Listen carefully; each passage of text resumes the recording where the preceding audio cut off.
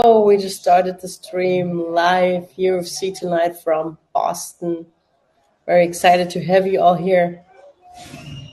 Let's go. Hey, Coach, how are you doing? We are live at millions.co. I know you're in Boston yourself right now. It's time for me to commentate a little bit. Hello, Tommy. Hello, Flood Carey. Hello, everyone. Man, and we go into the second round of action. Pedro Munoz is fighting against Vera. Pedro, our guy from American Top Team. I'm very proud. It looks like a good fight so far. It's going to be good. Hello, everyone on Instagram. Hello. How are you doing? If you have any questions, we are live on millions.co right now. You can obviously join in and have some fun with me, commentating on the fights. I'm going to have some fun with you for the next hour. And then we'll see what's going on. Hello, James. Hello, Matt. Hello, Kevin. Hello, everyone. I hope you're well. I'm glad you joined in. If you have any questions, let me know. Yeah, Tommy, here we go. Showing those guns.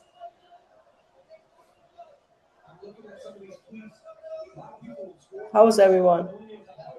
It's late. It's like 10:30 already, and it's like 4:30 in Germany. So for everybody who's up right now, yes, you're nailing it. Let me know about your predictions. What do you think? Who's going to win, Vera or Munoz? Hello, Augusto. I'm glad you came in.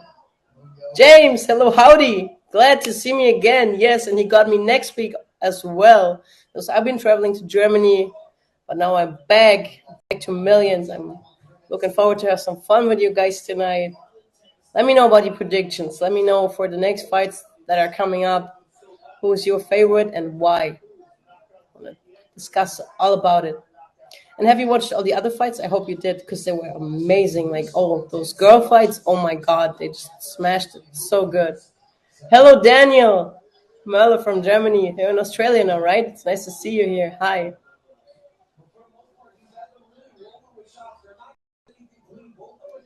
Man, we're on like 2 minutes and 30 left, and it's what a good matchup. What an advantage, though, for Vera. He's so much taller than Pedro, but I have a feeling, Pedro, he's so experienced. He's been fighting UFC for so long. Like, he's going to find his way for sure. Hello, everyone who joined live on millions.co. Don't let me down. Let's have some fun tonight for the next hour at least until the fights are over. There's more to come. We have a lot of good stuff going on. I'm actually very excited for the next ones. Hello, Alec. Nice to see you here. Hope you're all well.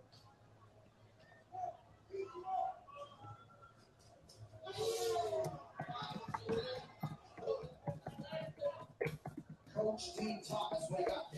One thing that I like to pick up on is he's always matching the stance of Chito Vera. So whatever stance Chito Vera stands in, they know going to match that. So he always has access to that catch. Yeah, you're right, Dean. Chito goes orthodox. Pedro follows him. It's a good one tonight for sure. So let me know, what do you think? Who's going to make it, Vera or Munoz? Munoz obviously is our guy. So I'm definitely cheering for him. But let me know your predictions and what you think, what's going on.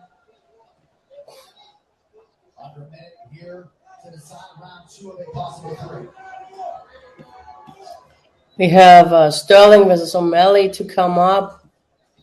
And we have obviously Zhang Weili against Amanda Lemos. Going to be good ones.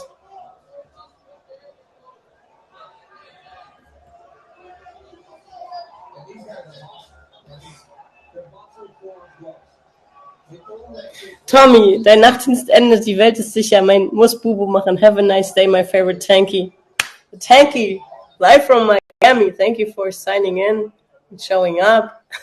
Ich freue mich, dass du da bist. Es ist sehr schön, dass ihr alle da seid. Tommy, schlaf schön, träum süß. Ich gucke noch ein bisschen Kämpfe und kommentiere hier ein bisschen. Aber danke, dass du kurz eingeschaltet hast. Good night.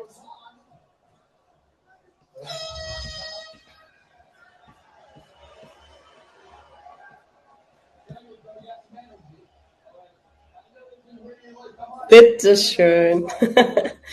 Schön, dass du da warst. Wir gucken gerade, wie gesagt, UFC live. UFC 292. Und das ist wirklich geil. Spannend, spannend, spannend.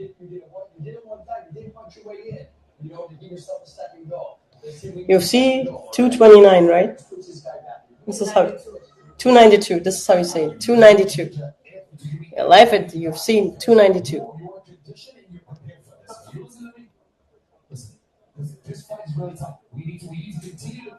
James, hello. Yes. Are you excited to see Conor McGregor and Michael Chandler face off? You've been following up with Toof. Of course I've been following up. Like, this is my thing, my life, you know. I dedicated everything to MMA since I moved here. And even before I was so into it.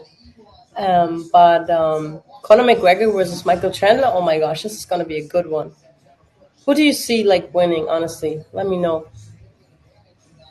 Katrina, you can't watch it. Why? What's happening? Well, we have the last round of Pedro Munoz versus Vera, and it's going to be a good one. It's a very close matchup actually so far. It's heavy action going on in there, but it's hard to say actually who's kind of leading because it's been pretty equal, I think. Hope that answered your question. And there's more to come. We have a nice ladies fight coming up as a co-main event, and then obviously a lot of man action going on in here. Honestly, I think, James, that I see Whaley winning. I don't know. She just has this mindset from what I see. She's gonna go in and just find her way, and she's gonna take her down for sure. There's gonna be a lot boxing going on for sure. But I actually see Whaley winning. What do you think?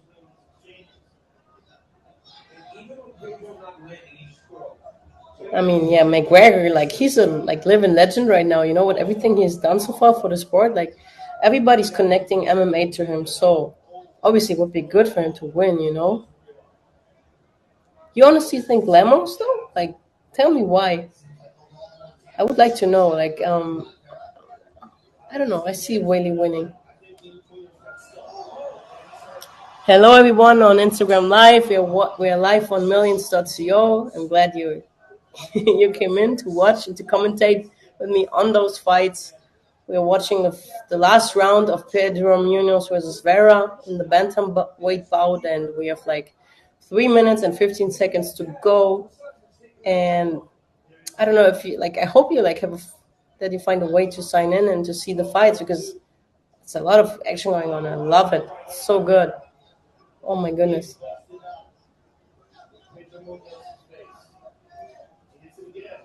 Oh, James, you're a fan of the underdog. Lemos just had her great energy around her. That's true for sure. But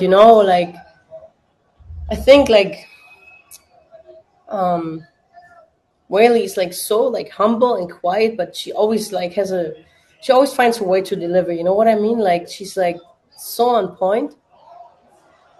At least she's been before she lost, but I think she's gonna definitely win that one.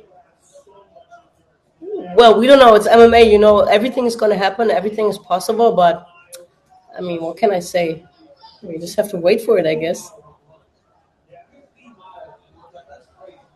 What's your prediction? Lemos versus Whaley. I know. I know. This is MMA. You know, everything can happen at any time.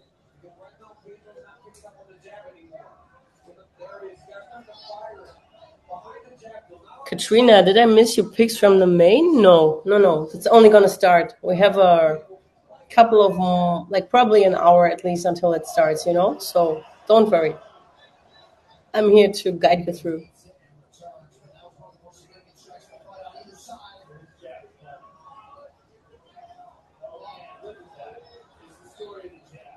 James, that's so true. I've been in a professional pillow fighting match because my Invicta fight was postponed from June to September, and I was like, being in camp for so long, like I felt so ready, and I just wanted to like compete, to find a way, and that's why I fought like a tryout fight for Pillow, and then I made it to Charlotte in North Carolina, and yeah, I was the fastest TKO in pillow fight history, and I made it. I'm the new pillow fight world champion. It's been my 6th world champion title. I'm actually very proud of it, and I can't wait for my MMA fight. It's gonna happen soon. So yeah, man, I'm so happy about it. Have you watched it? It's been big. It's been on ESPN and a lot of channels like Fox Sports, and it's been so big in the States. Oh my God. Like even the event was like packed, crowded, like people went crazy, and it was so good. Yeah, the German tank took it home. Wow, man, this is such a nice belt. It's like heavy and like crocodile leather and like golden platinum and stuff. Oh my gosh, and I love this belt. It's so good. Obviously, I made some money too, and yeah, I can put that to my record now. Yeah, you have to watch it all. It's actually not long. Like I was able to finish her in the first round, and it was so good. And actually, the last round of Peter Munoz was where it just ended. And man, we have to see what's going on with the judges' score. It's a lot of respect between those two guys, and I loved it. It's so respectful. I mean, Pedro's face really looks a bit like, how do you say, like messed up, I guess. But like, man, they had a hell of a fight, man. It was so good. So let me know, what do you think? Who are the judges seeing up front? Who made this fight? Let me know. And James, when you go on YouTube and watch like Julia Dorny pillow fight, you'll find the entire fight. It was so good. I love the introduction. The German tank showing up. Just moved to America, like permanently, 100%, because 2 days before I only got back from Germany, selling everything that I had there, my apartment, all my stuff. So now I'm only in Florida, training at American Top Team, pursuing my career, my dream. Yeah, and that's all part of it. When I moved, it was like, man, I hope everything works out. And then I obviously met people at the gym and like, and they said, trust the process, enjoy the journey. And I was like, it was kind of hard to like believe it, but I absolutely totally get it. It makes so much sense. Like, it's all part of it. Enjoy the little things. Oh, Vera just won by split decision. Wow, so much respect between the fighters. Man, I love that. Oh no, actually it was a unanimous decision. Wow. Wow, Marlon Vera, winner by unanimous decision. Wow, that was amazing. Did you also see the same scoring? And then, wow. Oh, Mackenzie Dern in the crowd. Yay. She's ranked number 8 in the UFC list. Wow. A lot of people in Boston tonight. Man. Wow. That's crazy. So many famous people there tonight watching. It's amazing. Max Reiner, hallo. Wann kämpfst du wieder MMA? Im September. Invicta. Let's go. Cheer for the German tank. I know, Paul. He did great for sure. And all the rounds I saw pretty close, actually, honestly. Sometimes I feel like it's so hard to score those rounds, like how do you see like a punch versus a kick, or like obviously the UFC and the, unified rules are judging like the damage and the blood and, the results in the face, but sometimes it's just so hard to score, obviously. And when you have your favorite, like it's even harder. Yeah, Max. Mein Kampf ist auch in Boston. Ich freue mich. Also, same city wie UFC tonight. German tank.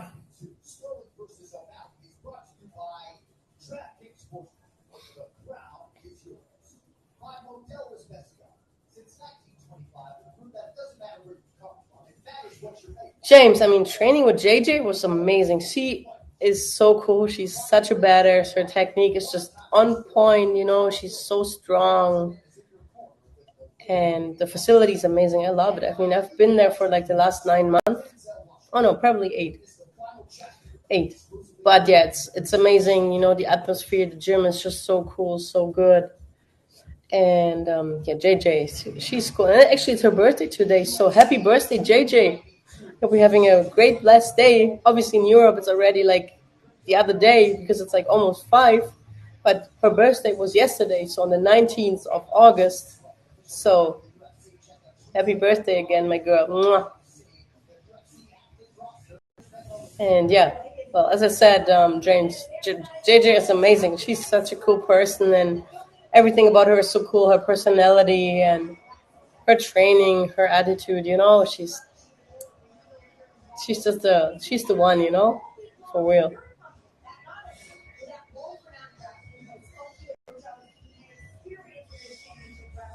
Man, the champ is just walking in right now into the hall of venue, or into the venue. Correct me if my English is wrong, please. Forgive me, because I'm German, obviously my native language, but hope you understand me well. I'm trying my best also to catch up in the language and everything.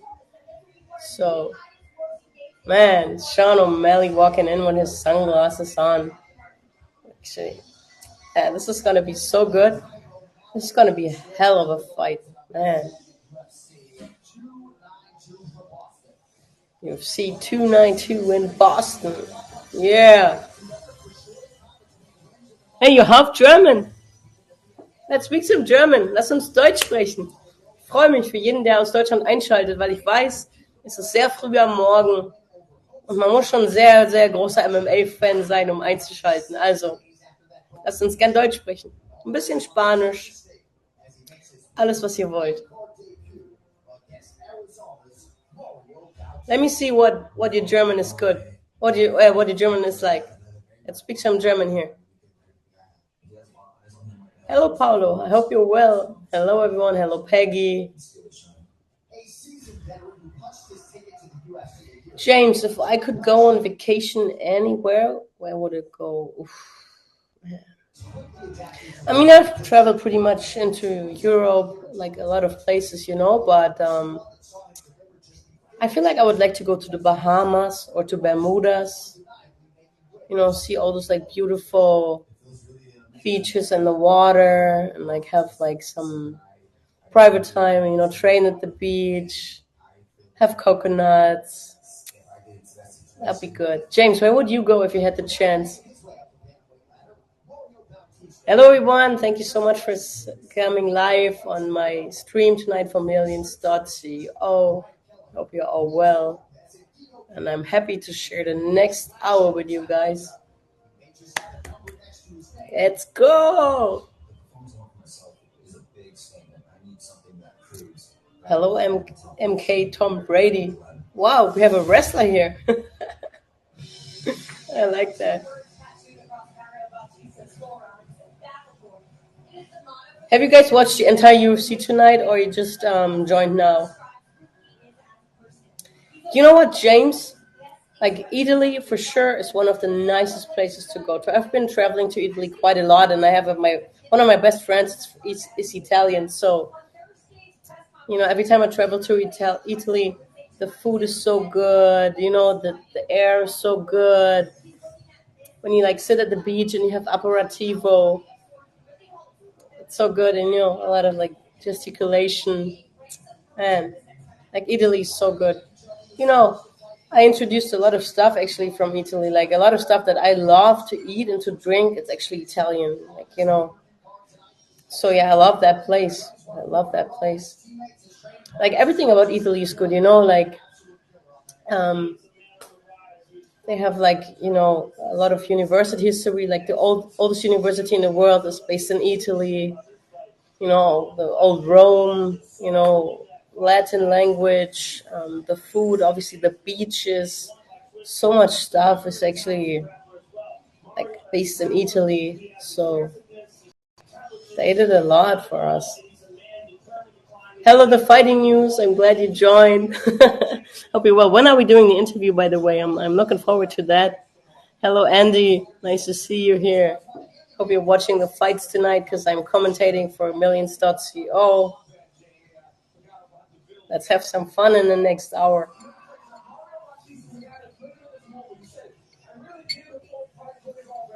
So now we are about to have the next fight coming up. Let me know, who do you think is gonna make that one? My screen actually just froze. So I might need you guys to help me commentate on that. Man, I swear to God, we're so dependent on the internet and on like a good connection, because if we don't have that, we are screwed.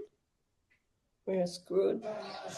So like even like watching like online pay-per-views, stream, we're so dependent on the internet. And for some reason it's shutting down. That's it. That's it.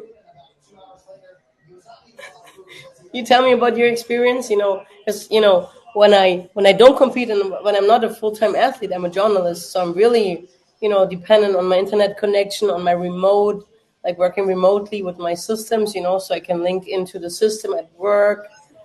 And I'm telling you, if the internet is like screwed up, you can't work. And like, how do you explain this to your boss? You cannot make it to the office because you're like so far away. And yeah, man, I'm sure you guys have experienced that too, right? I'm sure you've experienced that too. It's terrible. Like, yeah, we are really used to that. But like sometimes if the weather is bad, like crazy thunderstorms or rain, connection sucks, or like some technical issues, you're screwed over. That's it. You have to find a way. But explain that to your boss if you're like 9,000 kilometers away from work and you still have to work and to download like high data volume and actually cut the stuff and like send it back. And yeah.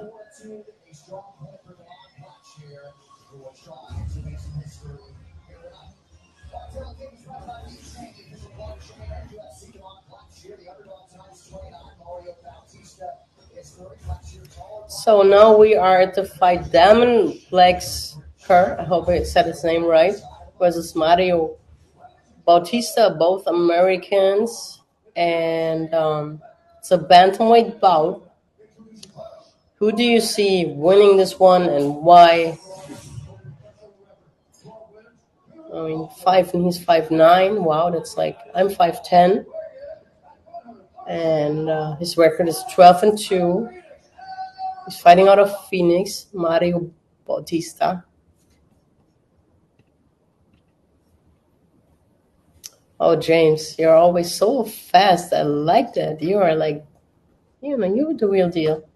So you have Bautista, but you have to tell me why. What do you think he has, like skill-wise, that he's gonna win that one?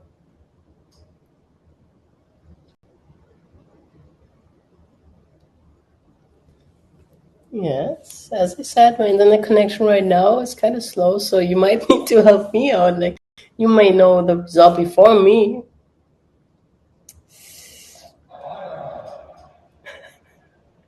Brian Meyer, our referee, Brooklyn Red, getting us started for round one. So, Blackshear is now tying Damon Blackshear. So yeah, I definitely said the name wrong. It's not Blackshear, it's Blackshear.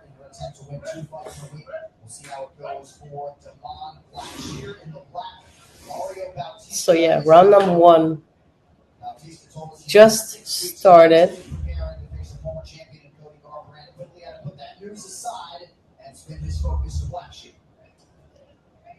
And they definitely got me interested already because and Blackshear's kicks so far have been so good. Apparently very good striking.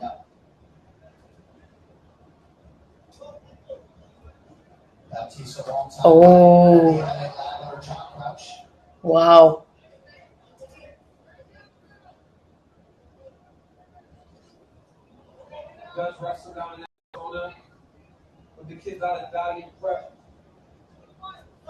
Evelyn, hello, good evening. I'm glad you signed in. Watching millions.co tonight. Hello, Sluggy71. How is everything? Are you watching the fights right now?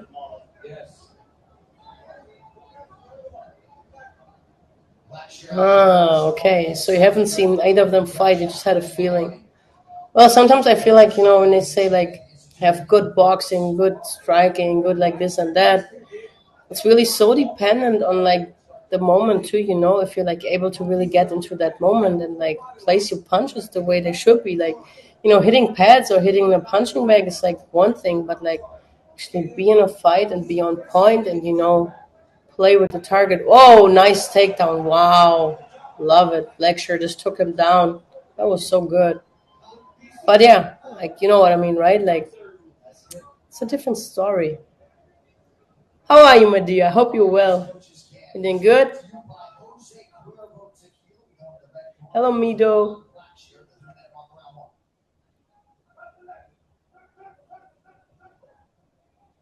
Yes, I know you're watching the fights because we are like so addicted to it.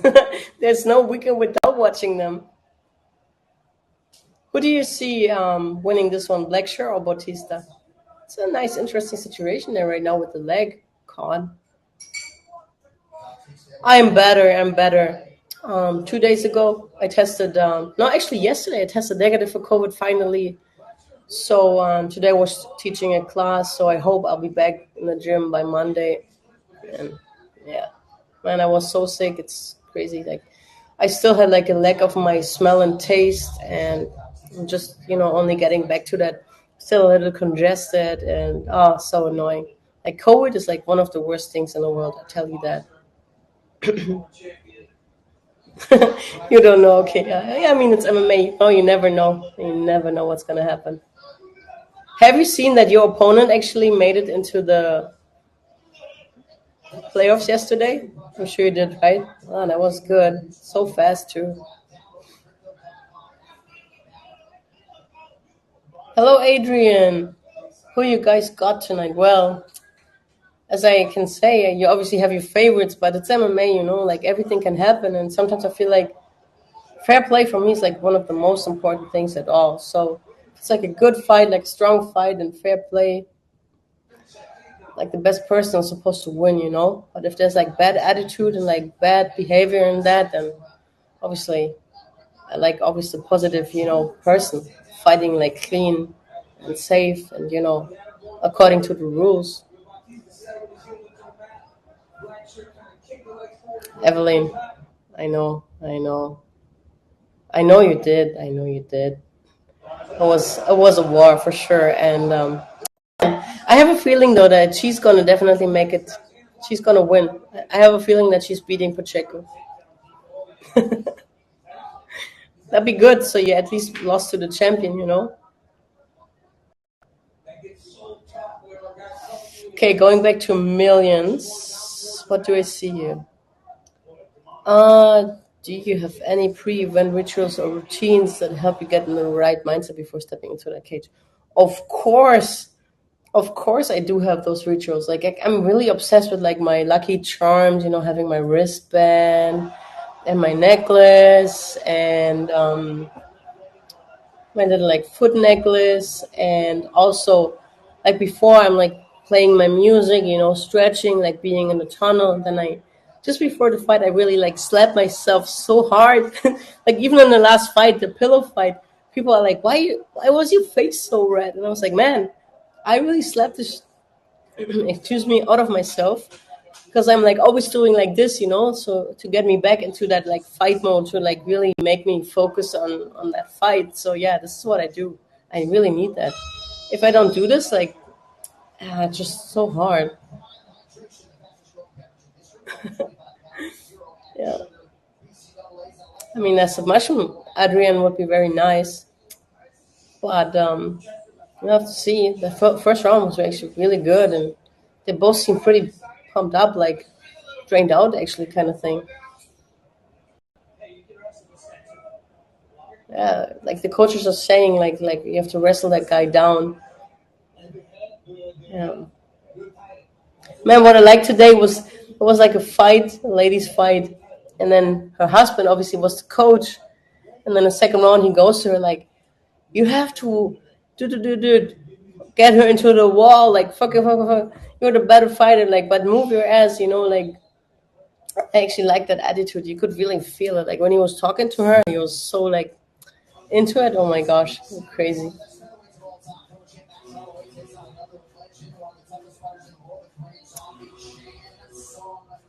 James, who is the greatest music artist of all time? All time, honestly, not that old, but I definitely. I mean, it's so funny to say because in like every like art of music, there's a great artist. But obviously, like to name a few, like from the '70s, '80s, from the '90s, like or from house music, electronic music. It's like it's so hard to say, but who's one of the greatest? Man, I have to really think about that. I have no idea. I really like Michael Jackson. I love like all the black music, but I also love electronic music. So hard to say, really hard to say. Who's your greatest music artist of all times? ABBA. They're European for sure. They're from Sweden. I mean, I grew up with that being a child, or juvenile. Like ABBA was like always being played, but it's definitely not one of my favorites. Like when I hear ABBA, I'm like, oh yeah, nice. It feels like home. But um, no, they're not on my personal list. To be sure, to be precise. But I guess they're on your list. How about like Michael Jackson, Drew Hill, Janet Jackson, um, Whitney Houston, Aretha Franklin, and people like those, like Mary J. Blige, Alicia Keys, Adele, Amy Winehouse. It's like really depending on the mood. Sometimes when you're like training, you obviously need like something else. But like, let's say you have like those songs that you play when you feel sad or you want to be hyped up or you want to have this happy face on you. Oh, Queen for sure. I actually went to the musical in London a few years ago and I loved it. I loved it. One of my old teachers that unfortunately passed away because of cancer, I went to his funeral and they played Queen for him. Oh my god, we all were crying the shit out of ourselves because the song was so like perfect for him. When you knew his personality. Oh my god, like every beat that they played of the song, like you're like, oh, it's just so crazy. Yeah, but Queen definitely is very good. I like it. Also, like their story, how they became big and their journey and stuff. So yeah, that's definitely it's a good one to name. Um, and yeah, so we're still speaking about MMA fighting. We are still in the second round of Blackshear versus Bautista, and they have 144 to go. And it's a lot of action going on there for sure. Like their faces and bodies don't look too messed up, so I guess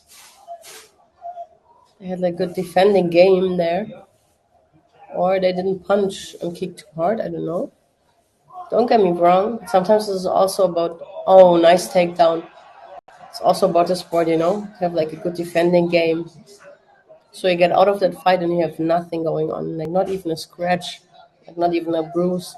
It's perfect when you step in without injury into your next one.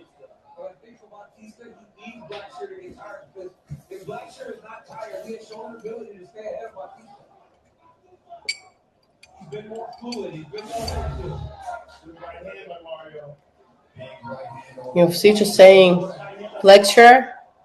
is kind of leading so far. But man, let me tell you, like I've had a long time as an amateur in MMA fighting, and I've been 26 years in judo. Yes, I'm that old. I'm 33. Sometimes when I tell people like how long I've been in martial arts, I feel like I'm, I'm old. Like there are people that are like 20, and I'm saying I've been in judo for 26, and it's like hard. They were not even born when I started my sport. Anyway, what I wanted to say was um, that sometimes it's so crazy. And one lesson that I learned throughout my career was like never, ever leave it to the judges' scorecards. That's a fact. And obviously, ever since I knew that, in the beginning, I made a few mistakes, because I was like rushing, like judo, like going in, throwing ippon, that's it. But in MMA, you cannot do this. Like, don't rush. Definitely is position over submission. And there's a lot of rules that you have to apply, like coming from one sport to the other, it's never the same, obviously. And but one thing when I see those fights, I'm like, man, it's so close, but yeah, the judges score, and you're like, sometimes like, did they even watch? Like, did they like see that one, like this action and that one? So yeah, it's kind of hard to say. You get me? So yeah, it's always good to have like a finish, no matter what, like submission, KO, TKO, whatever. But just fucking finish. Excuse me, I was cursing. I have to get better in that. I'm sorry, but it just sounds so nice in English language. I barely curse in German, but when I speak English, it's like, oh my god, it's like so addicting. There's always a way to. It's always a way to curse, no? Like, let's say you're in traffic, you're training. There's some like good food or drink or fight. You're like always cursing. So now round number 3 just started. So far, Blackshear is leading apparently by points, but you never know. It's going to happen. Guys on Millions, you've been so quiet lately. Come on, don't let me go. Don't let me down. I need you. I need to interact with you. I like that. James, thanks so much for your question.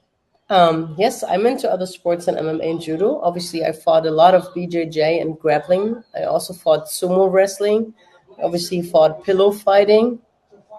But yeah, I've been in a national team in judo. I've been in a national team in sumo. I've been in a national team in MMA as an amateur.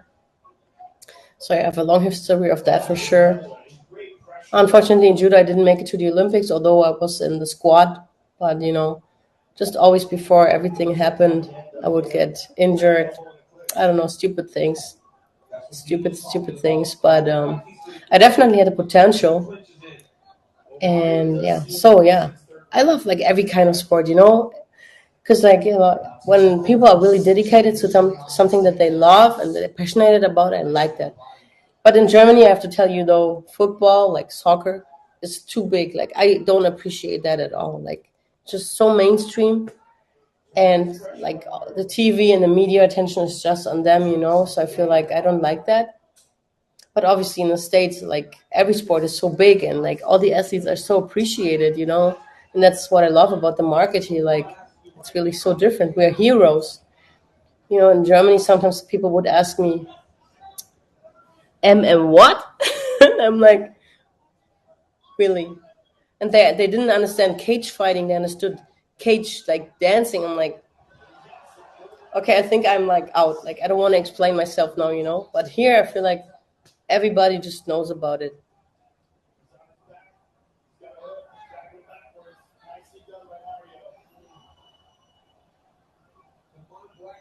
Kevin G, hello there. I'm just reading your question. No, but I have not seen it. It must be something really nice when you say it's so good.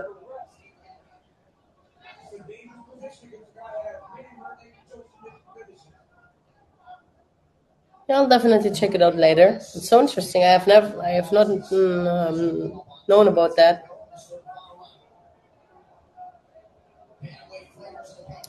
James, when you have had a long day and don't want to cook, where do you go to grab a bit to eat?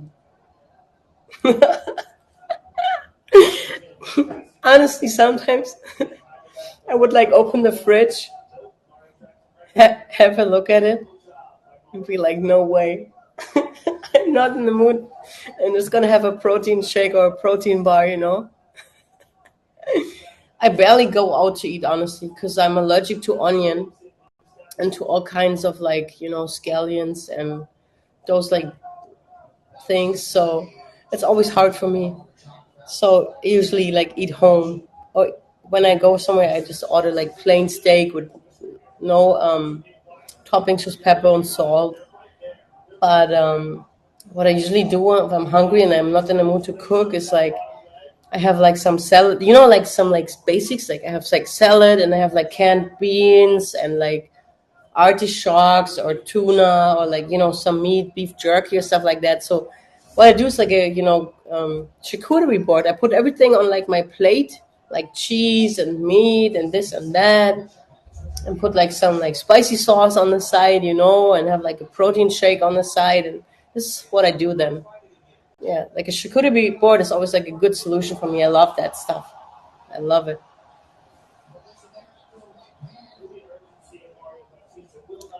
Because I would like to know, do you have any recommendations for me if you ask me like that? And I love bowls. Oh my god, like rice and raw like tuna and salmon and poke bowls at edamame and stuff. Oh, I love that stuff so much. Like rice, everything with rice. Oh my god, it's so good. I'm so addicted to that. So yeah, I started like making my own poke bowls now because I figured it's a lot more and it's a lot cheaper when you make it yourself. And obviously, you know what you get. James, I'm telling you, it's the story of my life. Being allergic to onions is so hard. Like, go to the store and just check like random food. Every second ingredient is onions, and it makes me so sick. So if I have that, oh my god, no, it's not even funny. So yeah, that's why I really appreciate cooking home. I have like barbecue, have like good veggies with pepper and salt and chilies and garlic and stuff. Because garlic is a different story. I'm not allergic to garlic, but every onion like growing plant makes me so sick. Hallo Dominik, guten Morgen. Guys, in Germany it's 5:15 right now. So everybody who's up right now from Germany have a lot of respect for it. So, also guten Morgen aus Miami.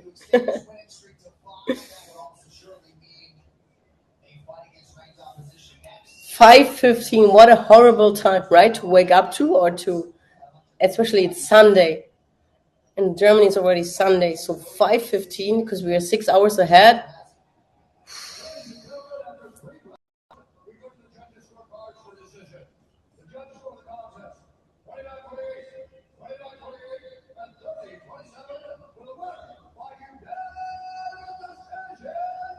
Could you drop the volume a little bit? Oh my gosh, really? Mario Bautista just won. Oh my gosh.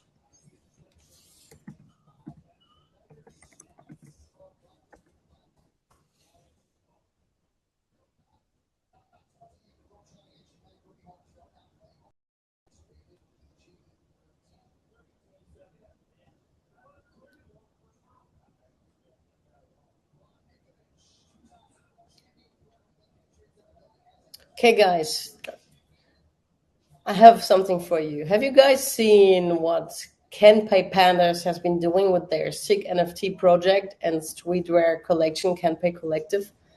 I mean, I saw John Jones, Ilya Puria, and even Roy Jones Jr. all wearing their gear in the gym too. I definitely have to get myself some ASAP. Oh my gosh. I mean, if you haven't already checked them out, you have to shop at kenpaypandas.io. Let's go.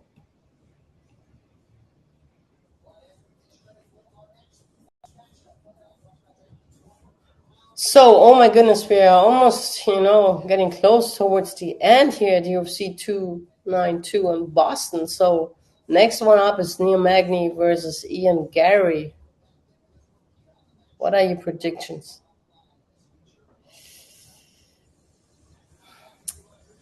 I kind of see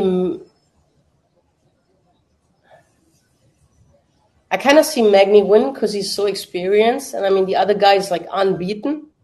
But sometimes I feel like honestly, experience is definitely beating a like perfect record. You know what I mean? Like, I mean, Neil Magny has like almost 40 fights in his MMA career. His BJJ is so good. I mean, the other guy has been unbeaten.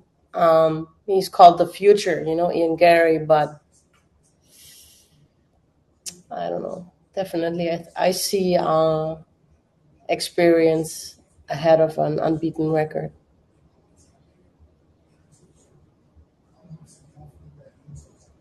I mean, actually, my guy from our gym, he beat Magny in like a super fight with a flying armbar. I was surprised myself. It's not been too long ago, and that was crazy.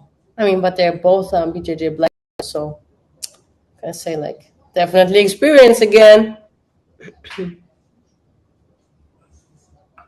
Kyoji, how are you? Are you in Florida right now, or are you at home? So good that you joined in. Hello there.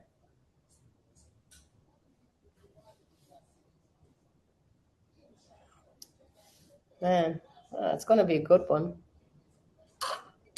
I feel like UFC always knows so good how to pair the people up, how to have like great like fights, always pretty even and equal. So I like it. But if they already name some fighter the future, it's also very promising, right? Hmm.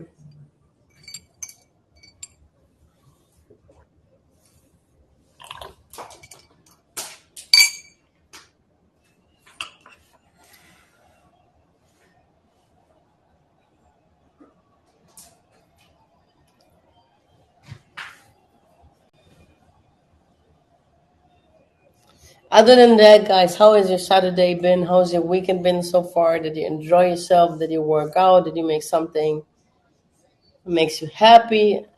Obviously, except watching the fights. Let me know.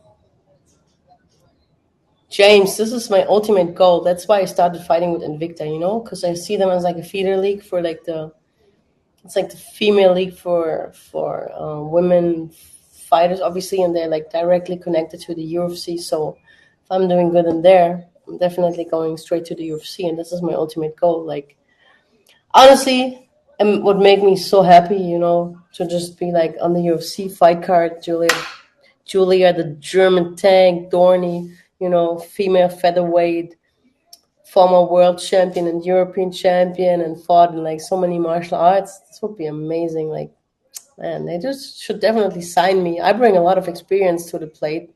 I can tell you that. Yes, the German tank. I'm not kidding. That'd be so good. Oh my gosh. Julia Dorny in UFC, man. I feel like they should actually sign me already. I know my MMA record as a pro is not that like much. It's not been many fights, but my amateur career is definitely showing it all, and like being my time in judo and in the national team, and being in the national team in sumo and the national team in amateur MMA, and man, yeah, I'd be a good deal for them for sure, for the European market for sure. Oh my gosh.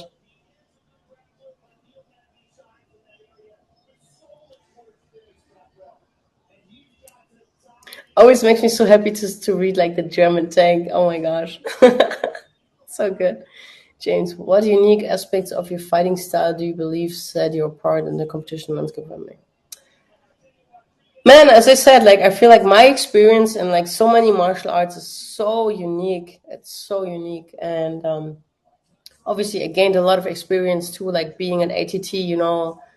developing my fighting and my boxing game and my kickboxing game. And oh my gosh, like my takedowns and my ground game have always been really solid, really good.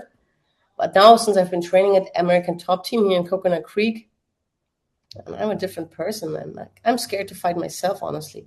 Like, I don't want to get those feet and those kicks to the body. I don't want to get my own hands. Like, even my coaches are saying, like, man, so fucking powerful. Like, oh my God. And I'm only a featherweight, you know what I mean? Like, I know I can deliver. And, my old fighting stance for some reason were orthodox fight. I'm definitely a southpaw, so also I'm able to switch those up, which is amazing. And like I'm like depending on the situation, and this is definitely about me, and like my mindset. Like I'm so dedicated to my sport and everything I'm doing. Oh my God, like if I step in there, I'm ready, man. I'm ready. But what I also appreciate in that sport is like fair play, in my last PFL fight, that was not fair play. I can tell you that. Like I was getting a knee to the groin area, and the referee didn't even stop the fight. And you know how it feels. You lose, like you're losing yourself. You lose all your energy. You're losing everything because it's so painful, and it's like going right into your entire body. Like you're like not the same person. But yeah, my next one is definitely going to be good. Oh man, I'm excited myself talking about it. Man, let's go. Max, habe ich in Amerika auch ein Motorrad?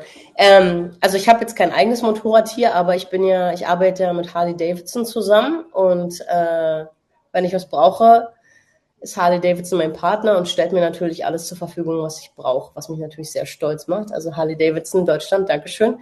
We need to work on the Harley Davidson American collaboration, not just Harley Davidson Germany. That'd be so perfect.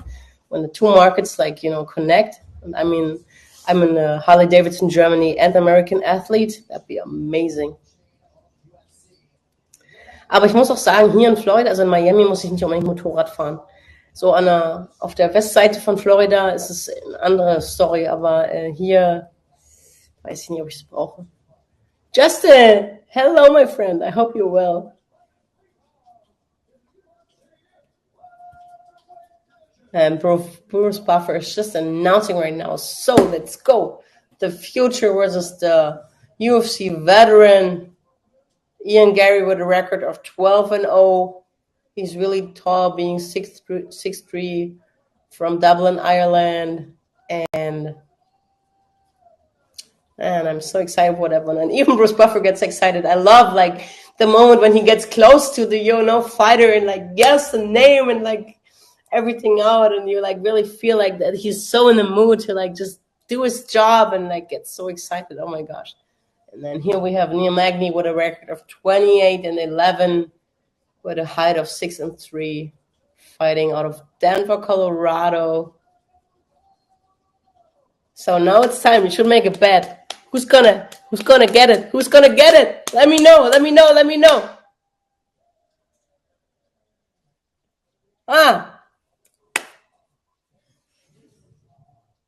Have you ever imagined yourself walking in and then being in that cage in the moment when the door actually closes and the referee's asking, "Are you ready to fight? Go, fight." Man, this moment like always hypes me up so much. Sometimes I'm dreaming about it. Like you're in there. There's like no way out. You can.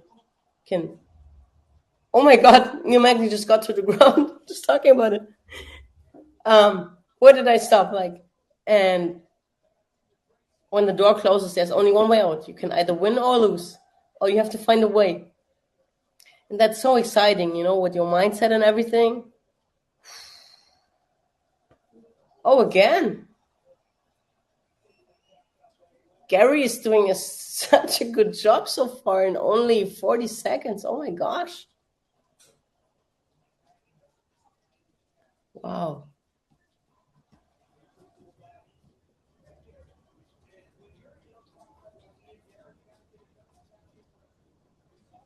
James Rader, yes, I'm definitely a big fan of Harley Davidson. The funny thing is I've been riding bikes since I was 6 years old. So I've been in like off-road training, enduros. I drove them all. I've been on the racing track with like super sport super sportler, like super motorbikes, whatever, like those like high-end machines. And then I started working with Harley, and I was like, I love it so much. Like, it's so loud, and the engine is so powerful, and everybody respects you on the street. Like, sometimes I have like my hair like tied up, like braided under my black helmet, but like you don't see my face, and like my black leather combi. So I would be on the traffic light, and then I see like the guy, like whoever, like opening the window and being like leaning out, like, oh, nice. And then, as soon as it gets green, you're like, and it's a Harley, they're like strong and they're loud, so, but everybody respects you so much, and like everybody can hear them from far away. So obviously, I love Harleys. It's amazing, and I love working with them. That's been amazing working with them for sure. You got Magni for 30 push-ups. So means if Magni wins, you're gonna do 30 push-ups, or if he loses, or I have to do the push-ups. I don't mind doing push-ups. It's good. It's a good workout,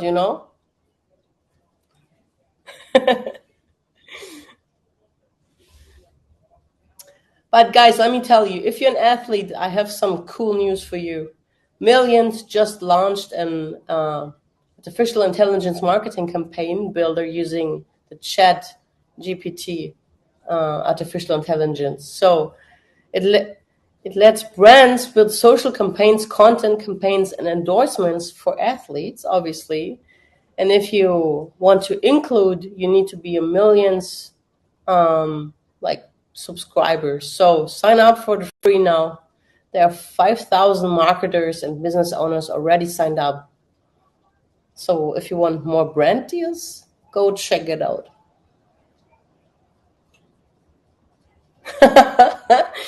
James, you're so funny. I don't mind. Okay, but I'm in. If Godney, sorry. If Magni wins, I do 30 push-ups. If Gary wins, you do them. Okay, let's see. I'm interested. I hope I don't like confuse it, but yeah. If Magni wins, I do them. If Gary wins, you do them. Okay, I'm in. Just a question, like, how can we like record that? You won't see me because I have my camera and my light set up. Well, I like that. I always love this, the physical challenge. It's my thing, man. Yes, honor system for sure. Oh, Magni got to the ground again, and Gary even like asked him up. Wow, what a badass attitude. Wow, he must have some powerful hands there. I'm telling you that. I mean, honestly, I don't even know how old is Magni right now. He really has been a veteran for so long. He's been in the game for so long. I even met him myself in Hamburg. We have a picture together. When the UFC was in Germany, in Hamburg, I met him. We have a nice picture together. So yeah, he's been around for forever, I feel like. James, you're my man. So, Neil Magny, he's 36. Yeah. Okay. Well, thank you so much. And it's been a tough first round. And like Gary's already like raising his arm like he won. There's two more to go, dude. Like, sometimes I feel like don't obviously like believe in yourself, but don't go like crazy. Like, don't be too convinced of yourself, Like in Germany we say, wer zuletzt lacht, lacht am besten. Which means like always be humble until the last second, You never know what's gonna happen because when the leaf is falling it might change its direction. So always be aware of that. Obviously they're both focused, and I feel like when I see Magni's face, he looks like kind of surprised that Gary was so strong, with his leg kick taking him down. I mean, it did a low kick and got him down. It was like even a calf kick got him down 2 times, at least I think.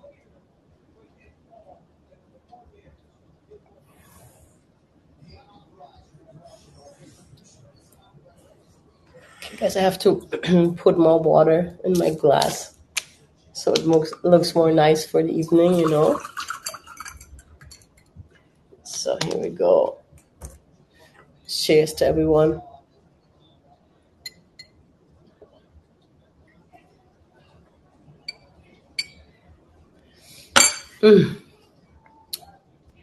So yeah, I'm excited if I have to, James, if I end up doing those push-ups or not. I mean, I wouldn't mind it. Just my white shirt maybe like gets sweaty. But even then, no, I don't mind. Just put it in the washing machine. No biggie.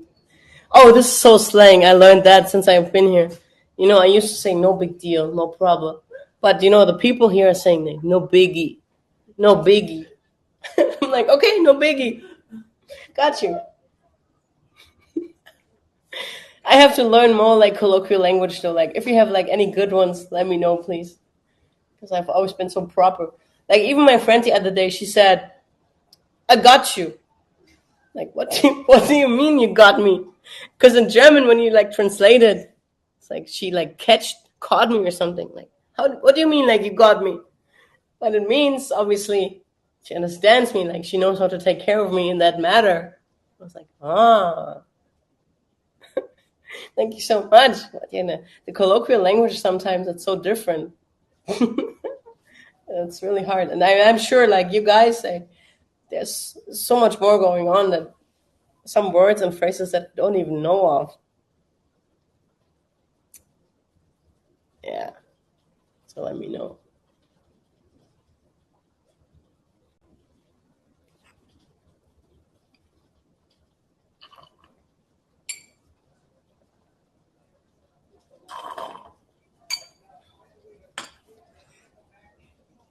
What's your favorite drink at night? You also liking water, or what are you having, guys? Like beer, gin and tonic, prosecco, Aperol spritz, vodka, whiskey, protein shakes, no alcohol at all. Let me know. I'd like to know. Let me know.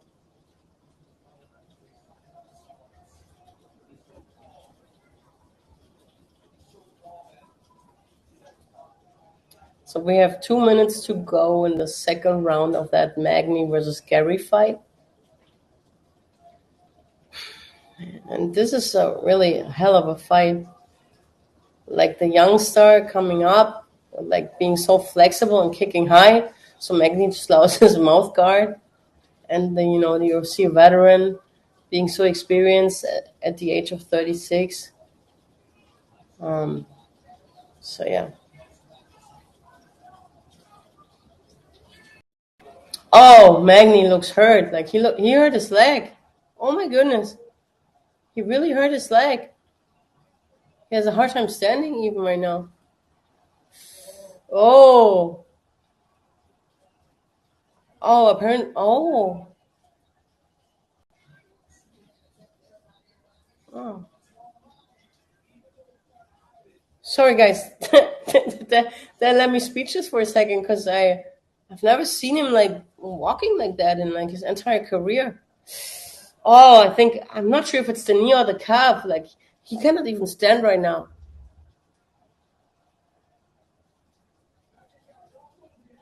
He was trying to do like a kind of Superman punch, like using the cage wall, you know, to like put his last energy in, but like he cannot even like do his like footwork right now, because it's, oh my god, you really see how hurt he is. So yeah, 30 seconds to go. Oh, I feel him. Oh my god, it looks terrible. He cannot even put his feet on the ground. Was it his knee or the calf? Oh man, can see how painful it is for him right now to actually put his leg down.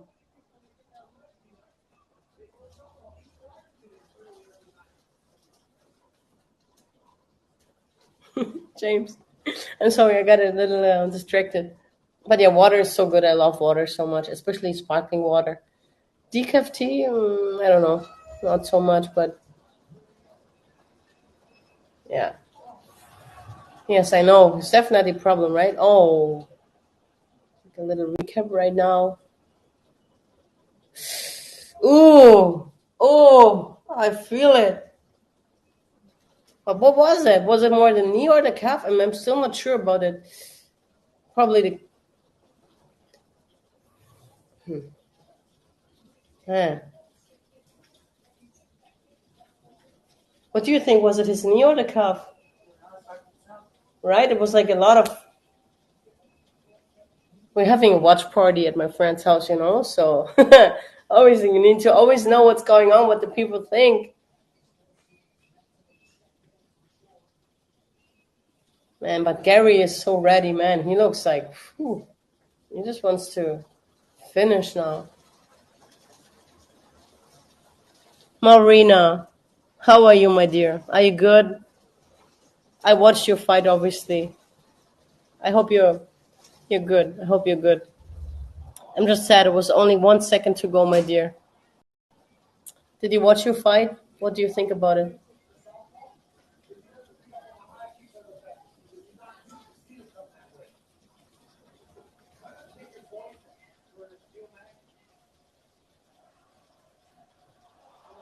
Oh, he went down again.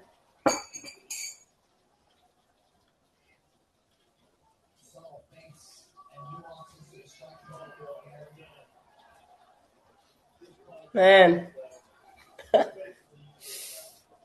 I don't know. I feel like Magny is not himself tonight in that cage. I mean, I've seen like a lot of fights that he did, but either he's not in his best like physical or mindset shape, or Gary is just really the future of it.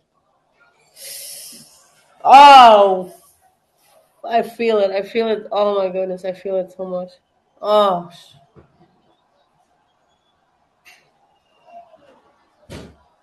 oh, I cannot. He went down again. Oh, Magni, please. I hope you find a way. Man, no, he cannot stand. But I feel like I see like there's a swelling actually in the calf. It's not the knee per se. It's really like the calf, like the first quarter of the calf towards the knee.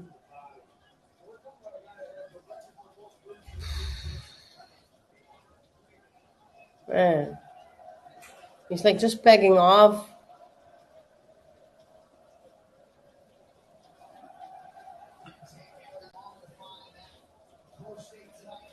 Man, those injuries and that fighting game are really the worst. But I know they're obviously part of it, and they cannot really stand on that leg anymore at all. Oh my goodness! Wow.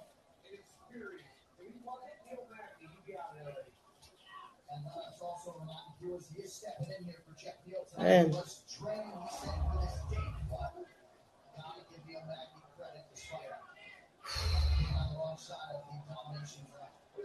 Man, I really feel sorry for him. Like he cannot do anything because he's just like worried about his legs so much. James, you're right. You're very right. He's a good fighter, but yeah, he's a little full of himself. But I mean, I kind of get it. Like, this is probably what you really need to be like successful. You like really need to know everything about yourself and know what you're capable of. So it might seem a little full for the audience, but maybe he's not at all. He just has like the right like fighting mindset. It's also interesting because we're talking about like training world champions, obviously, and then there are uh, like the competition world champions, right? Like in training, they're not as good, but when they enter that cage or if they enter like a competition, whatever, in what sport, no matter what, they're just nailing it. They're so in their moment because their mentality is like so good and like they don't have the fear of like um oh, Magni went down again. Like the fear of like losing, they're just like in that they want to do whatever, no matter what it takes. So the referee's asking Magni up again.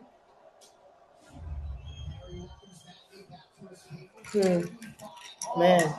Oh, Magni, come on.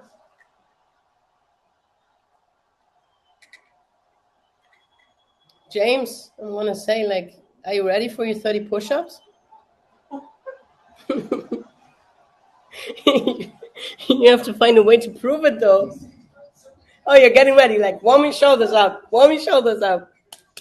It's time. I actually like that we have like a live challenge here tonight on millions.co. James, like one of my, um, how do you say, one of the fans that can rely on, like always there asking questions, commentating, don't letting me down. I love that. I love it. And he's also getting ready for 30 push-ups. I only have 5 seconds left, baby. Oh, oh no, that's it. Oh my goodness, this was so bad. He just put the middle finger up. He almost slapped him in the face. This is so rude. What? Oh my God, why would you do that? Why would you do this? Huh? It's been the second time that he actually raised his middle finger. Like, why? This is so rude. This is nothing to do in that sport. You know what I mean? Oh my goodness.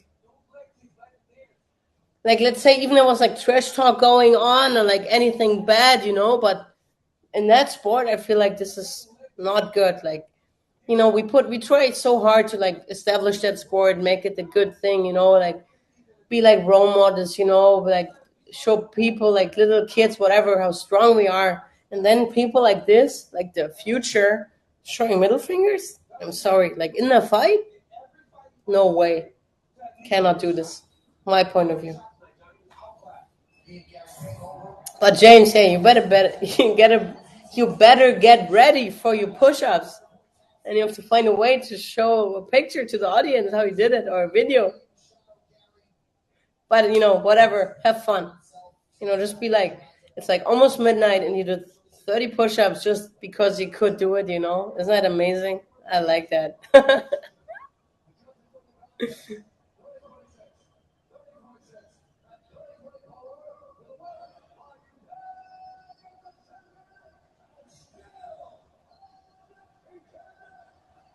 And still undefeated with the rude behavior. Gary the future.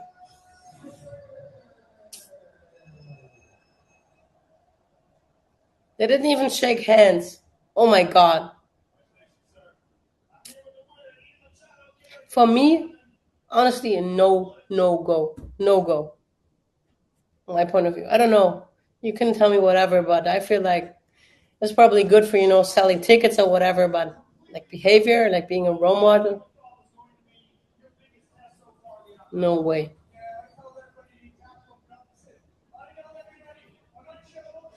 Oh, I have to crack my head. I'm sorry. Oh, I hope you heard that. Oh, that was loud.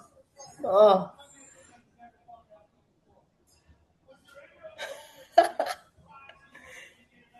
you need to count.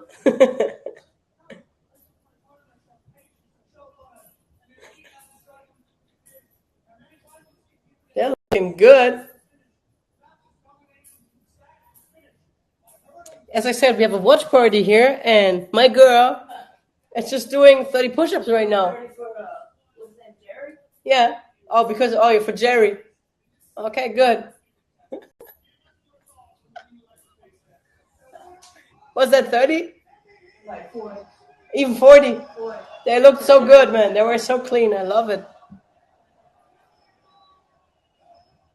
Just got finished. What was a nice little work. James, don't play with me. Like, I need to see that. You have to prove that. You have to find a way.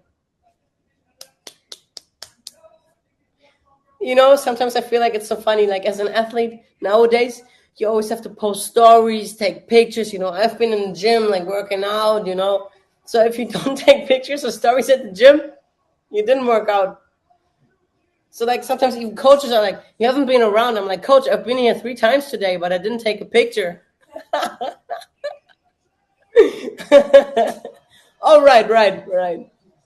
You know what I mean?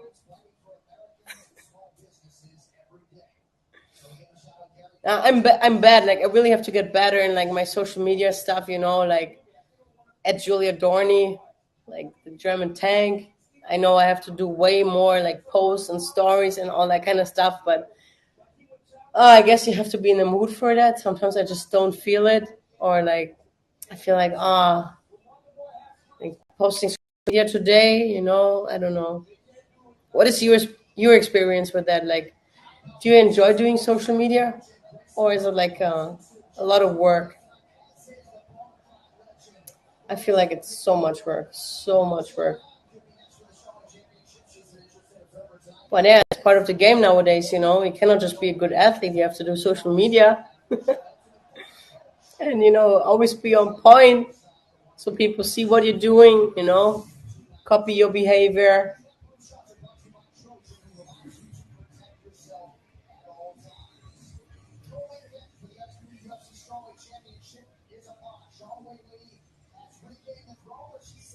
So James, Tatiana Suarez.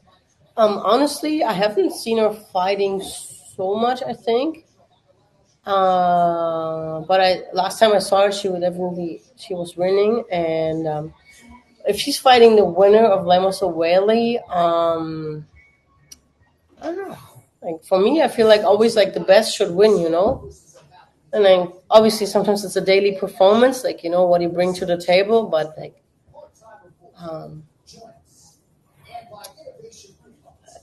it's hard to say. Like I have a feeling that Wiley is like winning and tonight, and then if she's facing Suarez, well, I also have a feeling that Wiley's gonna go for it, but I have no idea. I might be wrong. I might be wrong. Tell me about your feelings about it.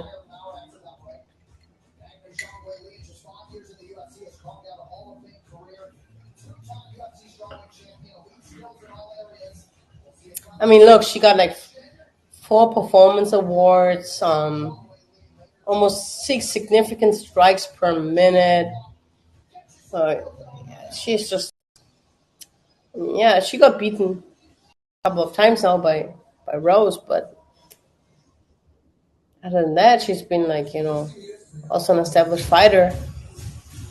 So it's always really depending on who you're facing, like also on the experience from the other person and what sport they're actually coming from, because when you like get tired or you're like been fighting a lot, like sometimes it's just a muscle memory, like in that fight you're like still strong, you're going, but then your muscle memory is kicking in, and then you do what you used to, obviously, right? So it's always hard to tell. I'm not gonna, I've never really done any bets on any sports because I don't like that kind of prediction, but I like to definitely discuss about that.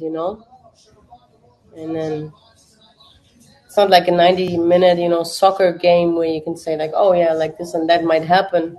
It's MMA. There's always something like lucky punches, kicks, injuries, like bad damage, like everything can happen.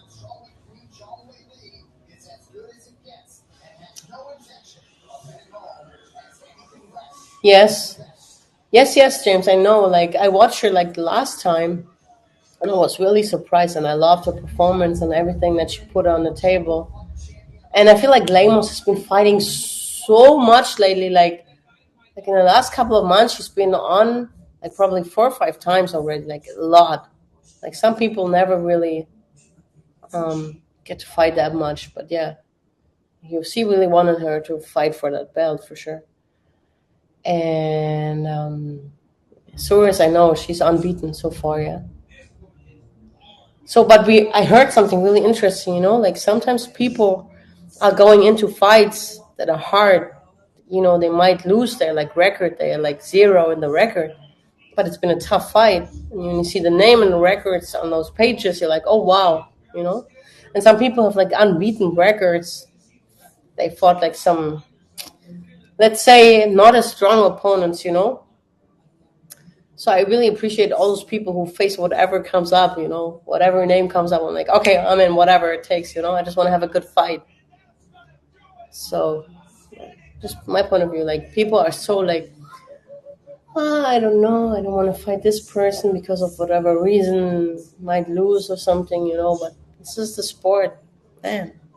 In judo, I had like over 800 fights.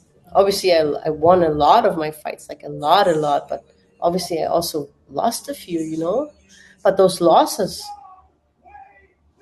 they just made me stronger. Like they taught me so much about life and about the entire game. So, and sometimes it's a second that decides about winning or losing. So it's not that everything that you do is like bad. It's just like one mistake or one movement that you did, especially in judo, where people are so good in anticipating, waiting for your call of action, so they can react, and then you react, and ah, it's just so pretty. James, you're right. Like I know she's been cutting weight so much. She's been on and on and on, and then she had a couple of losses in there, but also wins. So yeah, so tonight I really think it's her daily performance what matters. Like she showed that she's an athlete, that she can win, that she's like physically strong, and like her game is so good and like well rounded. But today I really think it's like a daily performance thing. So if she can make it, that'd be amazing. I'll be happy for her. But if not, then it's just a sport.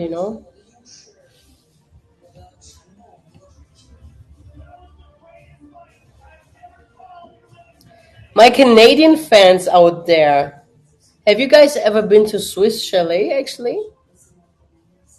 I'm craving it so much right now. Always get the half chicken dinner with sweet potato fries and mixed veggies, and it's so good. And I can't wait to be back in Canada so I could get some. And also another good food I really enjoy is poutine. Have you ever had poutine? Oof. Mm, you should give it a try for sure.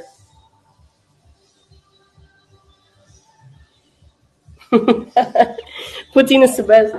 2 weeks ago when we were in Charlotte for the World Championships in pillow fighting, we were at that like place because we were all like hungry and didn't really eat, and it was like I guess like a burger place. I forgot the name. Anyway, I was trying to get the healthiest food possible, but I was also very hungry. So for my table and for my people, I ordered the poutine and some sweet potato fries with maple syrup and bacon. But the poutine, oh my god, I haven't had it in quite a bit. And I usually never eat that, like fries, like fried food or something. But in that moment, I was like, oh my god, it was just like heaven. It felt so good, so good. But then after, because the fights were like a few hours later, and my stomach was hurting so much. I was also so bloated, and I was like feeling so bad. But luckily, everybody who fought it that day ate at that restaurant, so we all kind of had the same. And I was like, oh my god, that's why I know I don't go to places like that because it's so bad for my stomach. My body's not used to that. So you should be aware of that. Like, don't get something that your body's not used to. Never change, excuse me, never change the running system.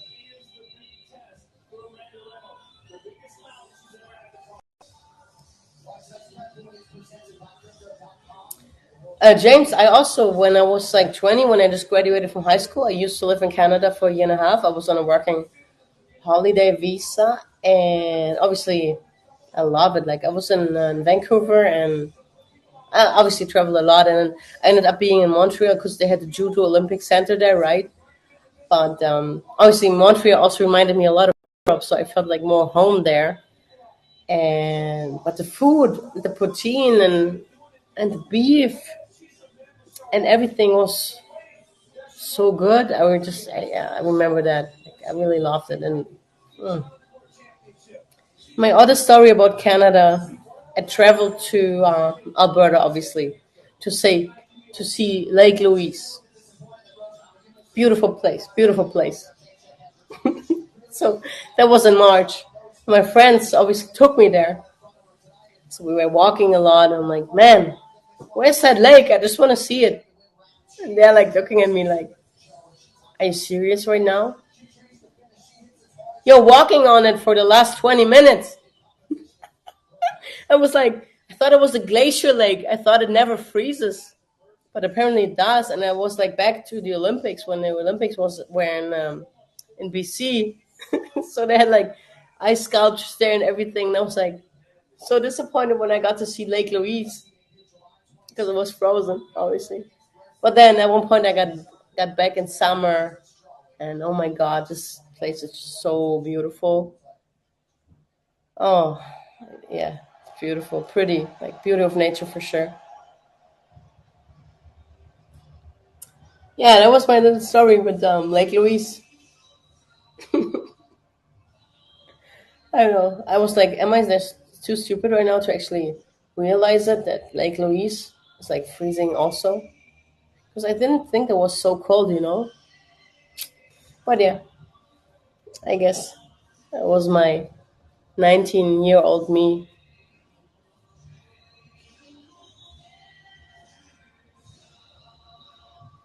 Mm.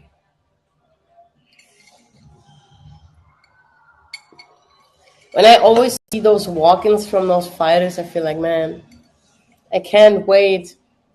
I can't wait until my song is playing. I'm walking into Rammstein, Sonne, like sun, because I'm the sun. And this song is so good. It hypes me up so much, and I know like people love Rammstein so much. Mm. When they're like counting down that song, mm, it's one of the best moments.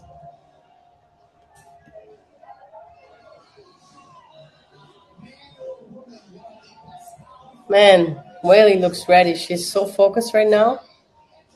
Holy moly!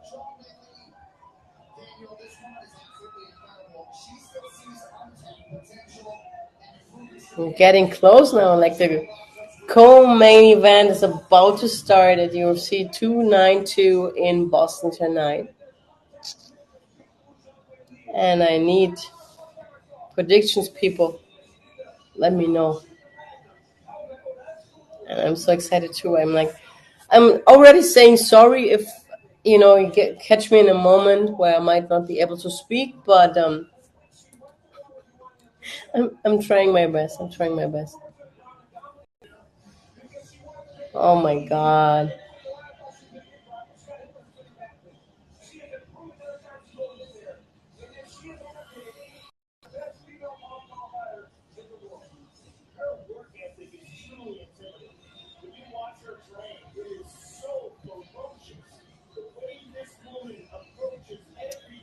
Man, she looks in shape. Wow.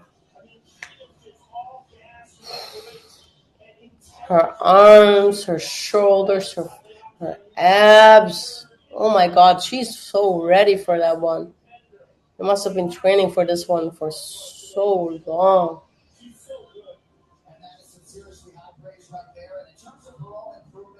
She even has a syndicate coach with her? Is that him? Wow. She's the only Chinese champion in UFC history, with four most finishes in UFC's strawweight history too. Holy moly.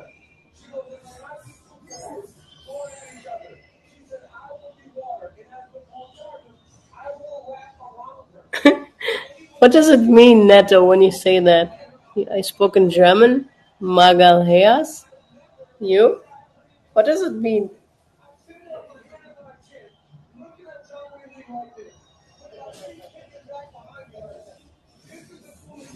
Oh, we have another challenge, baby. So James just said I'm favoring Lemos for another 30 push-ups. I'm in. I'm so in. I'm so in. I'm so excited. Like ranked number 5 versus Sang Valley. It's going to be, man. Who do you see winning? I know.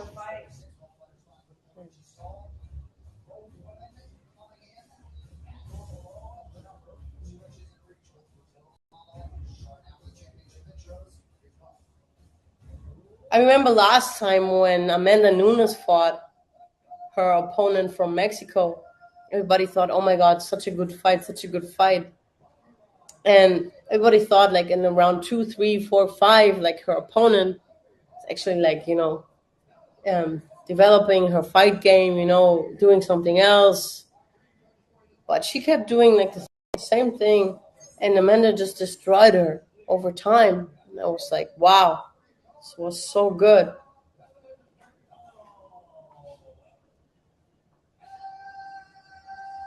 TJ Vision 77, blessings bag.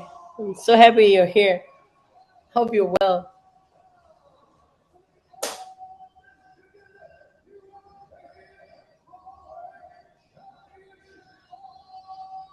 The world.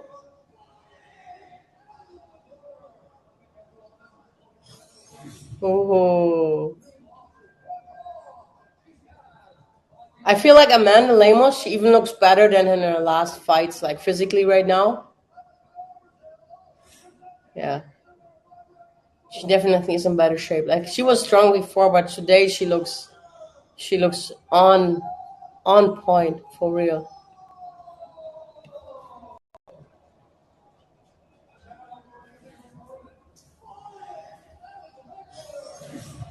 Sang Whaley. Whoa. Man, also great physique.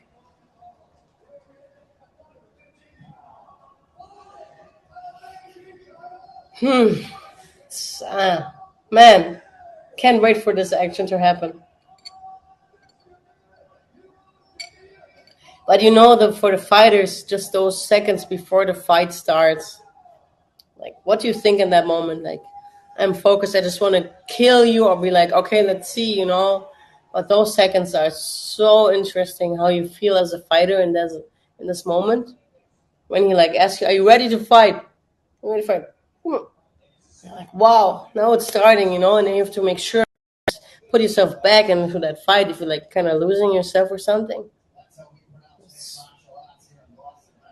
Especially at like a co-main event or main event. Like you obviously want to deliver something to the fans and to the promotion and to everyone. So you're like, oh my gosh, like hopefully it's gonna last a bit. Or like in your favor, obviously you want to finish, but this is also what makes it so exciting. Okay, but at least a little bit of respect here, like touching gloves and like that. Mm.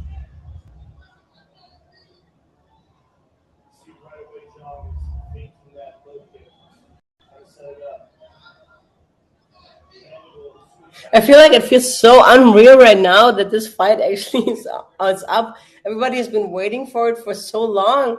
And then Bailey just took Lemos down. And yes, I don't know what to say. A lot of good hip pressure here.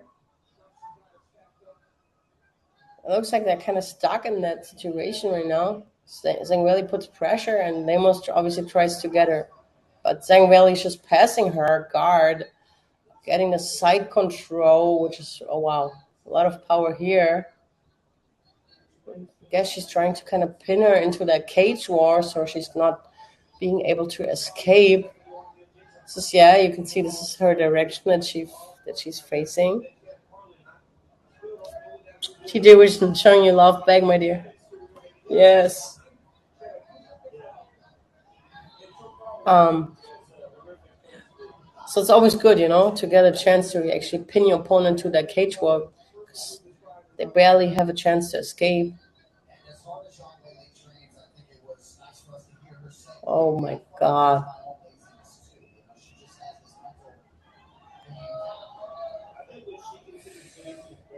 Is that Lemos going to be able to escape that situation? Zhang is putting so much pressure here. Kind of looks like if she's able to get her hips out, that she's like using a cage war to get up again. But Zhang Weili's like trying to make sure she's putting her head down and the entire weight. Ooh.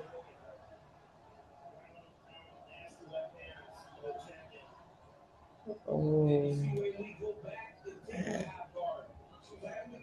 If Zhang Weili's finding a way to lower her hips a little bit, she has the perfect control, and then she can just go for a ground and pound, you know. Her hips are now a little too high, obviously. And if she's like able to like lower it down and put the entire pressure to the wall, to the ground, yes. And then now we're speaking about elbows. But see, her hips came up like high again, so she has to find a way to lower herself to, really get the pressure. But looks like those shots to the head right now are enough to actually show her strength.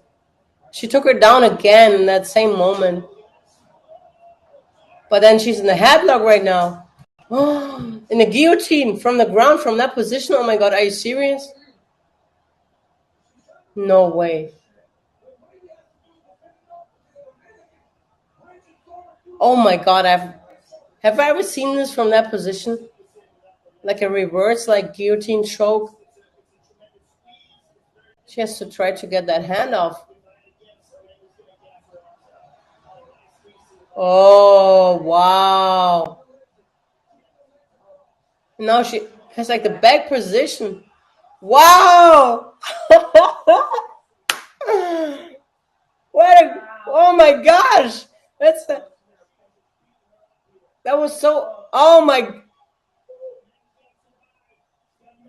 god, that was so good. Oh my goodness, the first round so far.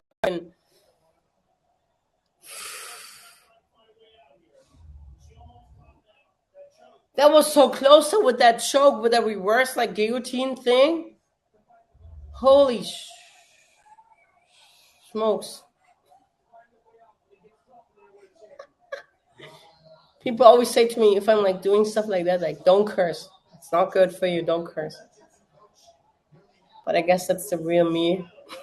Especially in my element, Oh my god, really? Like, oh.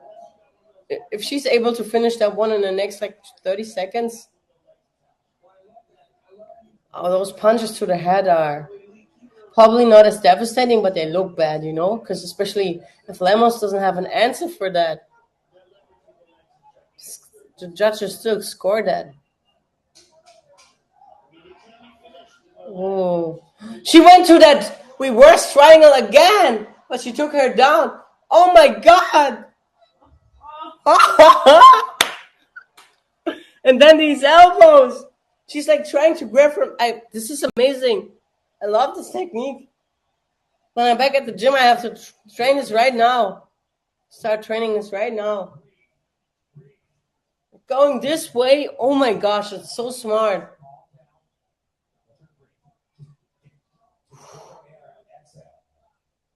Right? Everybody's saying yes, yes. Cool. Oh my god, it was an intense first round. I love it. Man, that takedown and this like ground game going on there is. Shh. I'm sorry. I'm trying not to curse. But me watching MMA, sometimes it's insane. I remember like my friends watching MMA with me. They always get like a heart attack because sometimes I would like jump up and be like, oh my goodness, and get like all excited and sweaty and like hitting the couch and pillow or whatever. Okay, round number 2. Here we go.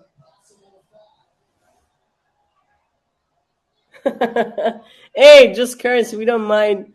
I have to be aware of that. I don't want to be a bad person. I want to be a role model. But it's true. Like, also you want to be natural, right? So holy shit, I love this fight.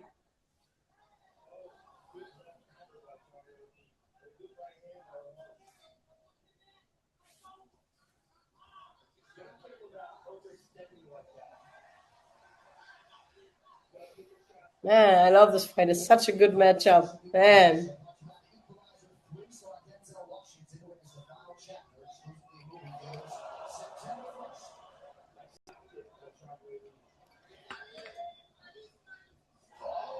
Oh,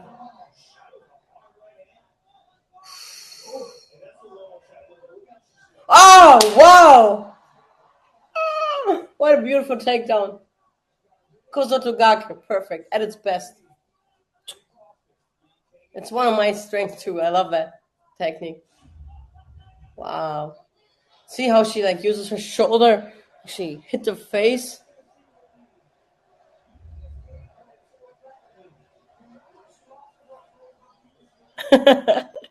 Yes, that's more like it. I'm glad I made you happy. But it also felt good, you know? But obviously, when you're like commentating a show, you also have to, be aware of your situation. So I cannot do it always. But yeah, it was good. It felt good. Thank you. Man.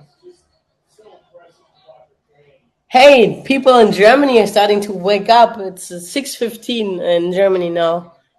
So happy Sunday, baby. Get your coffee and watch UFC. I like that. You know what we do in Germany? We would like, sometimes meet up if it's like really good fight cards. We would like be like, okay, let's meet up at 4, have coffee, whatever, and then we just watch the fights on like a big screen or like on the big wall, with the, what do you call this, teleprompter? What? Ah, but the projector. Yes, for the projector. Yeah, that's what we do at the school, like train at the gym or something, And it's just amazing.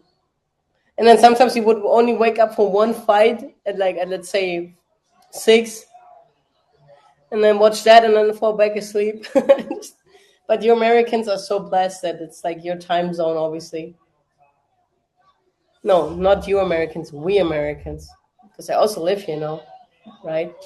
So I'm half German and half American, at least by living standard. Oh my God.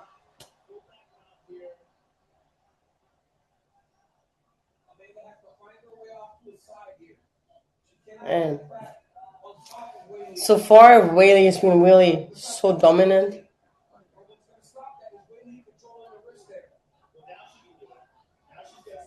James, you're back to life, yeah? You better get ready for your push ups. Oh no, it's me getting ready for the push ups, right? Oh, no, it's so good. Such a good matchup. I like it. Oh, those elbows are nasty.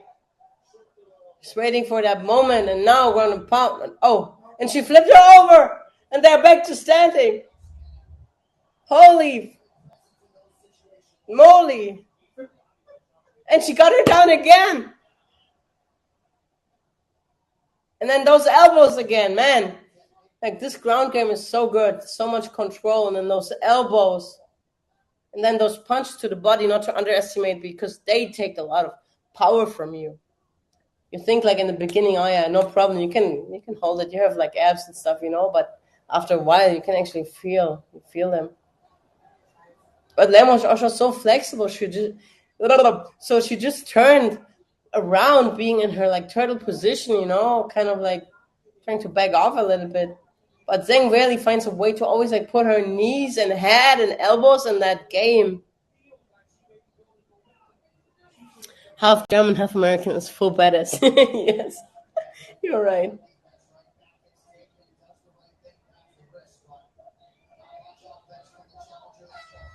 Wow, my God, this is a hell of a fight so far. Backing off a little bit from the table, I have to make sure I'm not destroying my laptop, my MacBook, kicking it off or something. Wow.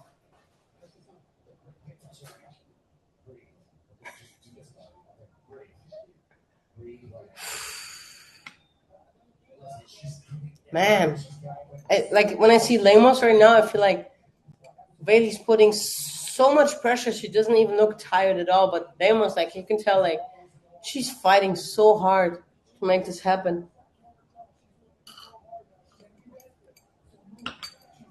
Wow.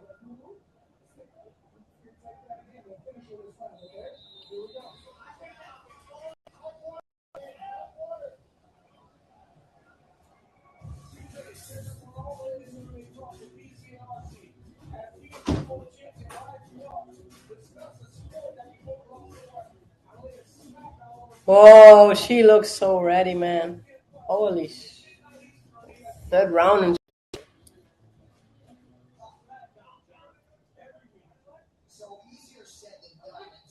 okay, round number three, and it's starting right now. A lot of respect still between those athletes.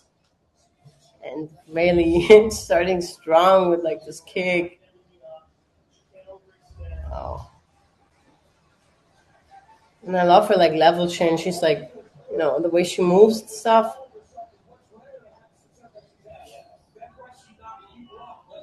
Half German, half American means leopard tank built in the US. Donald, how do you know I'm such a leopard? I really love that. I'm obsessed with leopard print. I love that stuff so much. Or jaguar. Yeah, it's everything. American, German, leopard tank. Oh my god. You know me too well, I guess. Good morning, by the way. Good morning to Germany to everybody that is waking up right now and showing up here on that stream. We're watching the UFC 292 right now live in Boston, and we are at the co-main event of the night.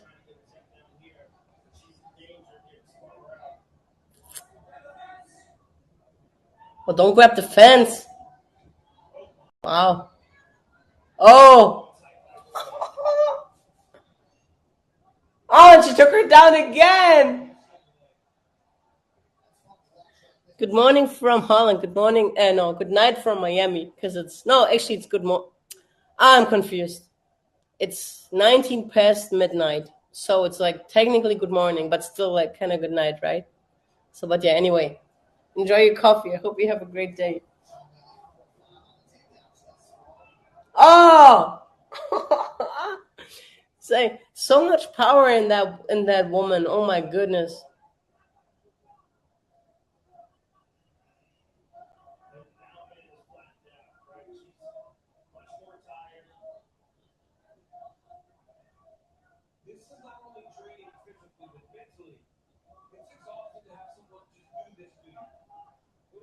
He just said it. Comi just said it. It's exhausting to have somebody do that to you, not just physically but also mentally, and it's so true. Like this is like a lot of like devastating situations, like too many of them, where she's like proving that she's so good, that she's definitely um, having all her like records for a reason. There's been so many situations already where she proved that how strong she is, taking her down, controlling the ground, all those techniques, escaping too. And now she's turning her back to the kind of turtle position.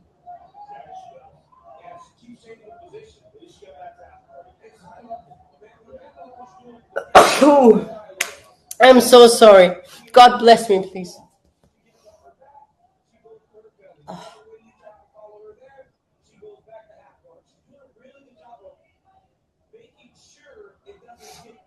So, so, so, so solid in this fight, man. Wow.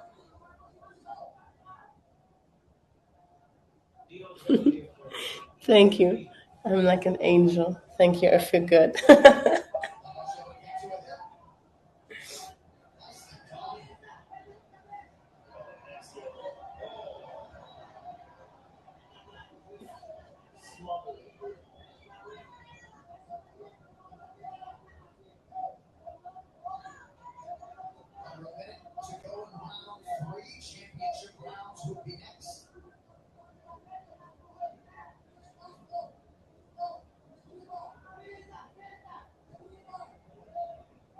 Oh my God.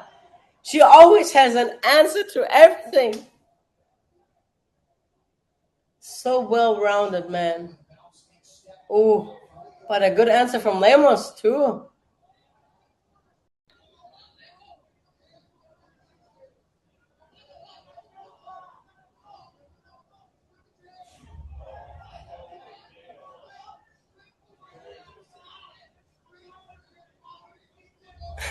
I'm sorry. I'm so speechless right now. I know I have to commentate more, but this is just such a good fight. I feel like this is what the, UFC fans have waited for so long. It's been such a great match. Such a great match, for sure. But I still feel like Lemos and her is in her best physical shape ever. Like, I've obviously seen her before, and she always looked strong and stuff, but now she's like jacked. Must have been a good weight cut or like a good camp. Wow.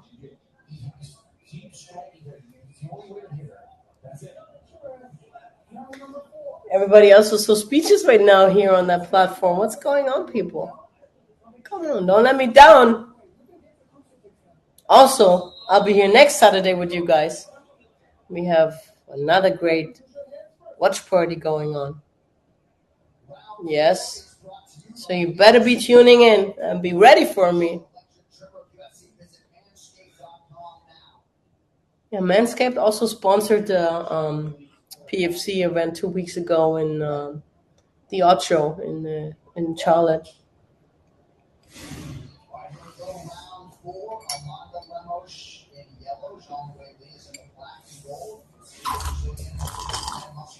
Man, I need more water.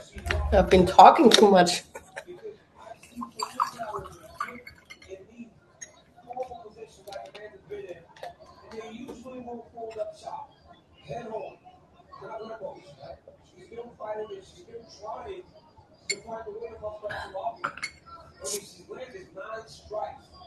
Man. Fourth round of action. It's been so good.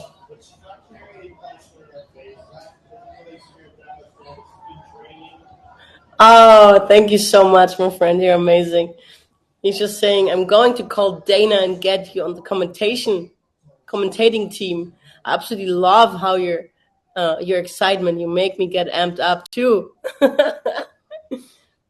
Tell us more about next week. Well, next week is a new week, but I'll be here on Saturday with you watching millions.co, obviously watching the fights, chatting, commentating, being an exchange, talking about those fights, about, the fighters that they experience. Who do you think is going to win? And obviously talking about some stuff that I experienced in my life so far in 33 years of being around. And yeah, so yeah, you better be tuning in, guys and ladies and gentlemen. That'd be amazing.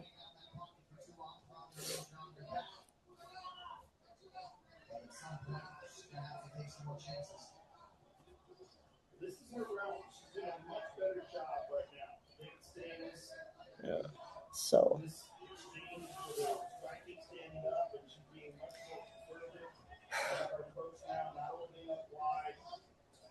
is Lemos like kind of waking up right now, or is Whaley getting too tired? Like, I feel like Lemos really has this like will, like she really wants that fight so much that she always obviously finds a way.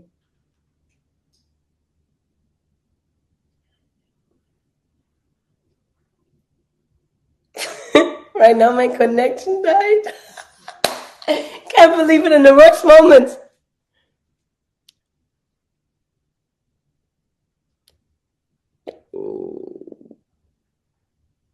What is going on? UFC, don't let me down! Don't let me down! It's not working at all. And I just want to see this fight. Holy smoke.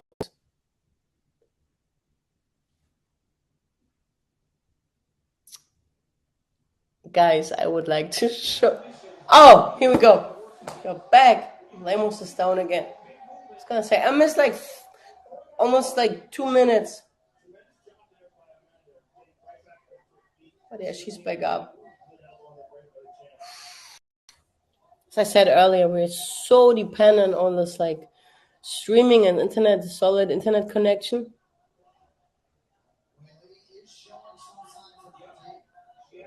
I said that Whaley, like Zhang Whaley, is gonna take it home.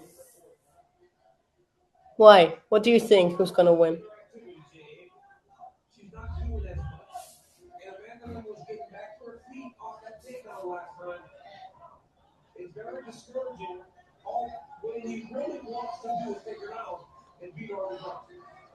Right hand got through there for Ramos. Late round 4. Oh my God, this is such a great matchup. It's probably one of the best fights like through the entire rounds that I've seen so far. Man. Oh! Oh my.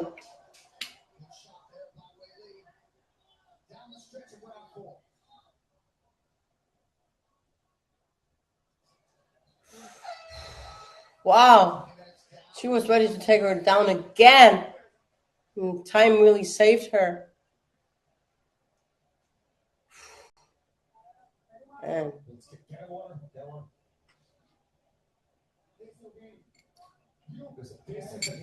But honestly, for both athletes, great endurance and speed for sure. Because, to survive those rounds with that speed and that, like, physique and, like, getting out of those situations and fighting back and putting down, that takes a lot. It's not a lot of people in the world who can do that. But those two definitely prove they've been having a good camp.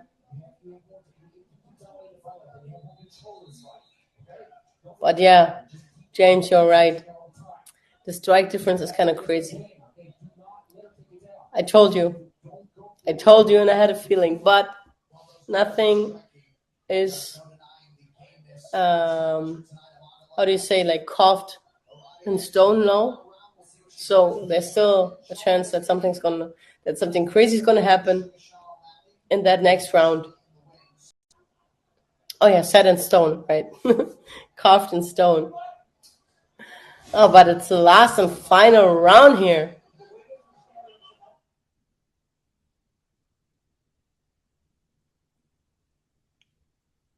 The internet connection froze again.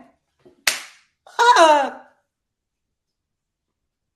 Oh my goodness. Did you ever experience those situations? I'm sure you did. Like you wanted to watch something so bad and then like it stopped and froze, whatever. RedTube, Pornhub, or any page. Or UFC fighting.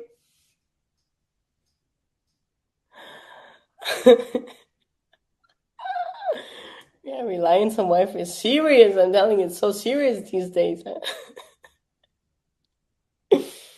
When is Invicta gonna give you a fight? Well, the first fight was supposed to be in June, 30th of June, but they postponed the entire show to September in Boston. But they still don't have they still don't have set a date yet. So I hope they better tell me soon. They better tell us soon what's going to happen.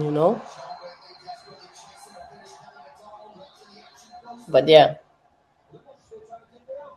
Oh, but still, it looks really back to internet connection, by the way, and it still looks like Zhang is very dominant in those last 3 minutes.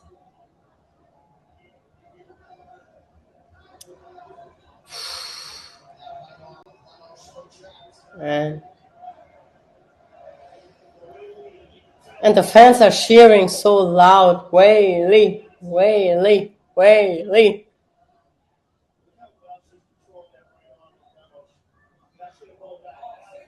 Oh. Oh. The arm is trapped and she's trying to like move and now she like kind of has her side, but Whaley goes back on top. Wow, and then she's hammering on that head. Oh my. But they're up again. Holy crap. Oh, the elbow. Oh my God. I felt that one.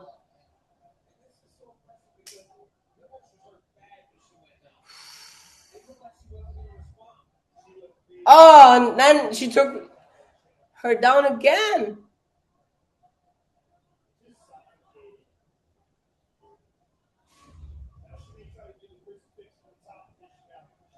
This elbow, nasty elbow from that position. Oh my God.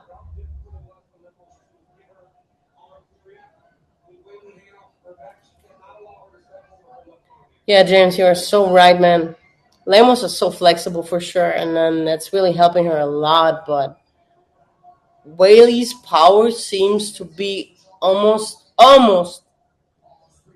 unbeatable.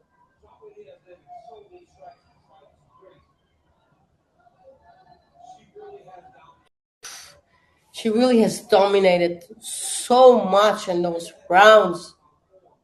I mean, it's pretty clear what the unanimous kind of thing, But wow, even for Lemos, like to on even those knees, like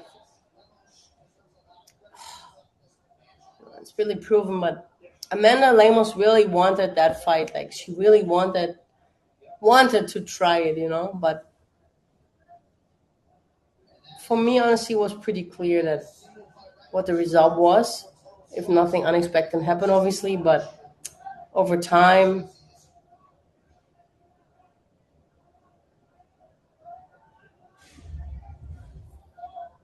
James, you mean how would Lemos fight against Namajunas or Namajunas against Whaley? Because we saw that already.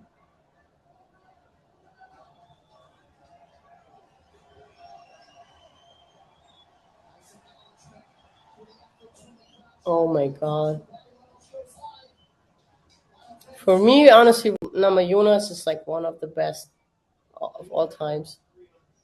She's so humble. She never really talks shit. She only delivers. She's so good. She's strong, and like I feel like she would beat her again.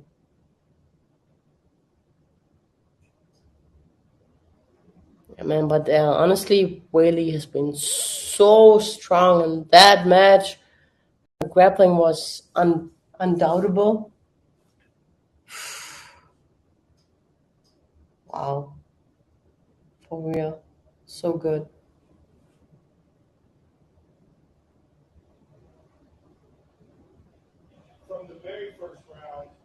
Oh my goodness.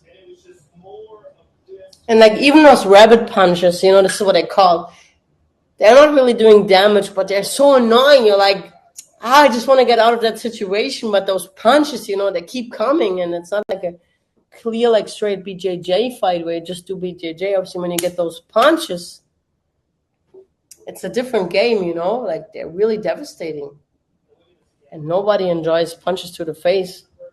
But I'm sure you guys already know that, experienced that. But yeah, this one is like very clear. In German, we say klar wie Kloßbrühe. So it's like crystal clear. Everybody knows what's going on.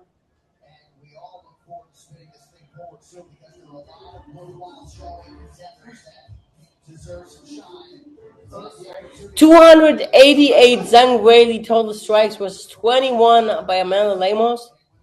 One knockdown, 6 takedowns landed.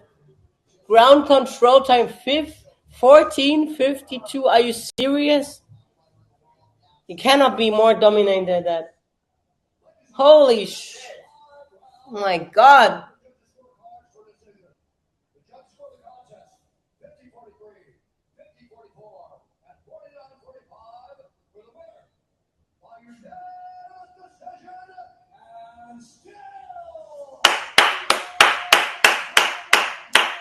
Wow! That was a hell of a fight. I loved it. Holy moly!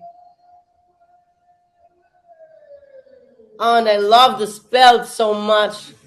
Like I would love to call it mine one day. In the featherweight division. Better get ready for the German tank. Holy sh!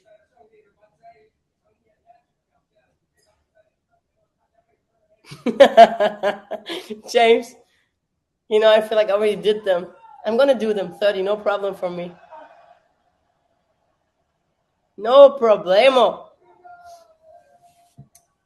I'll be back in a couple of seconds. I'm gonna do 30 push-ups. So.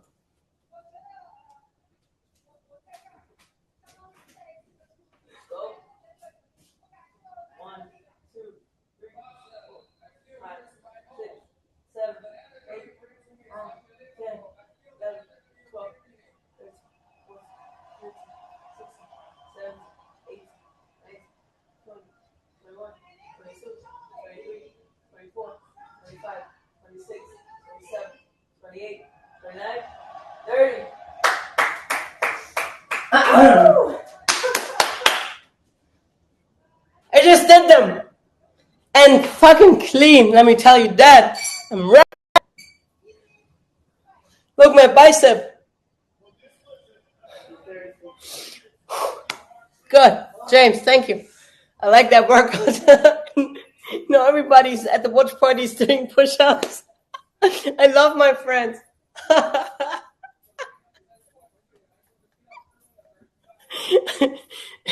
Am I such a great role model? I guess so. Yeah, girl, come on, let's go. Let's go.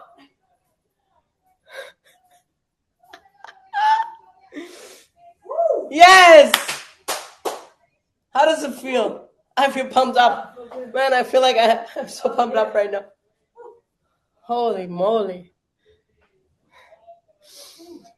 I'm sillified. I like those challenges. We have to establish that kind of more, Like every round we have to make a prediction. And then everybody's saying something, and then we have to find a way to like share videos and pictures of those challenges, So, so yeah, let's do it. So next time we do like, I don't know, 30 burpees? Burpees! Burpees. Or then we have like lunges, um, squats, sit-ups, a lot of stuff that we can try. Man, and then those watch parties are not just like commentating and watching the fights. Actually get a workout. I like that. It's good. It's good stuff. Yeah. Millions.co is making everything possible. Huh.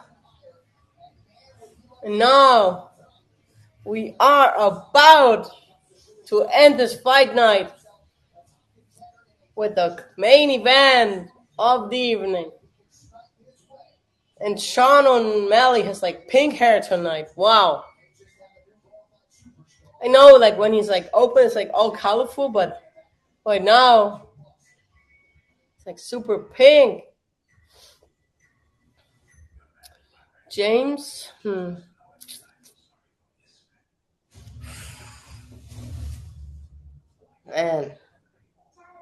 I mean, Sean is always good for a surprise.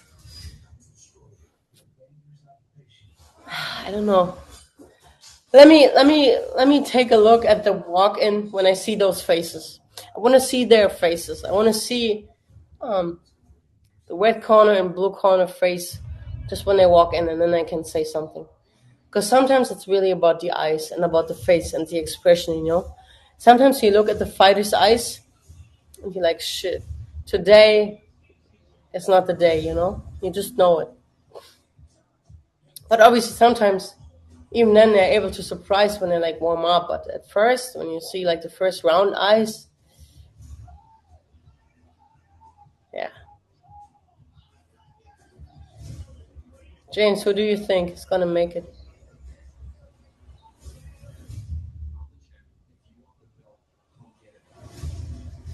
If you're the champ, come get it. I feel invited already. I feel invited. Can a girl also fight a guy for the belt?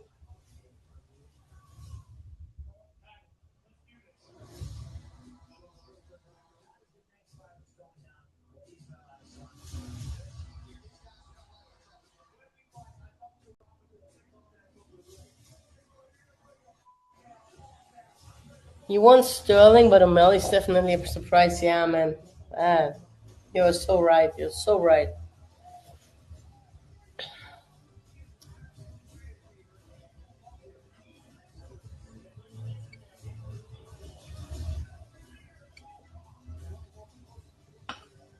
Man, James, those push-ups were so good. I feel like so good right now. It's like so like pumped up. I need more. But for the next fight, we need another challenge. I have to do something again. Tell me who's gonna win this one. And then we start our challenge again. Yes, Steph! Hello! I'm glad you made it. How's the hurricane going in California?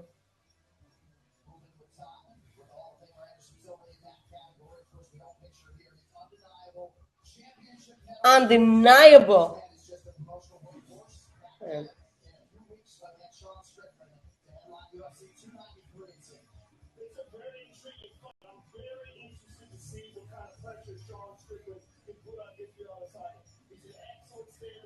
Guys, I'm so sorry, but I have to go for like a couple of seconds. I have to really go pee right now. But I'll be back.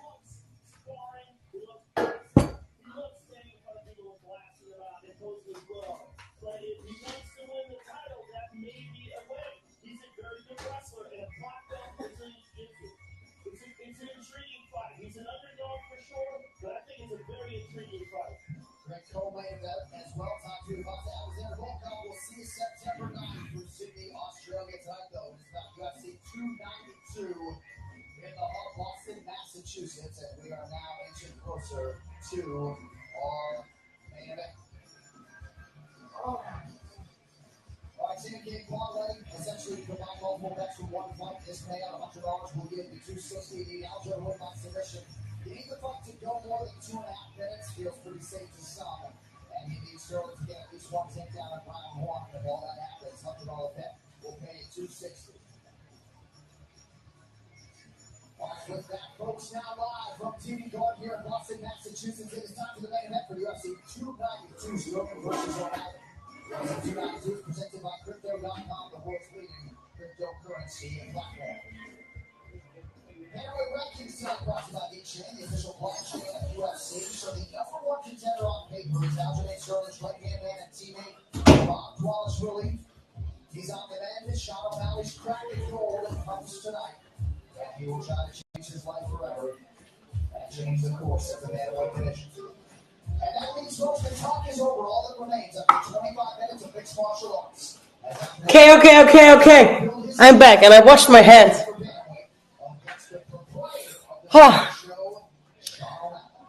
This is like the worst. You know that when you go to a movie theater, sometimes you watch like the best movie and it's so exciting. You're like, oh man, I feel like I cannot hold it any longer.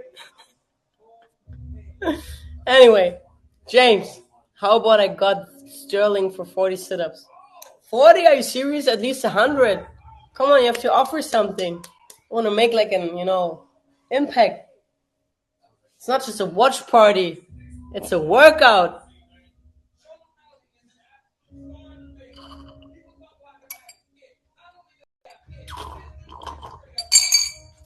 That is the thing when you like drink so much water all the time. I'm telling you. I went to the gym today to like go to the sauna and sweat a little bit. And it felt so good. I felt like I lost like 3 liters of water, almost a gallon. Man, it was so much.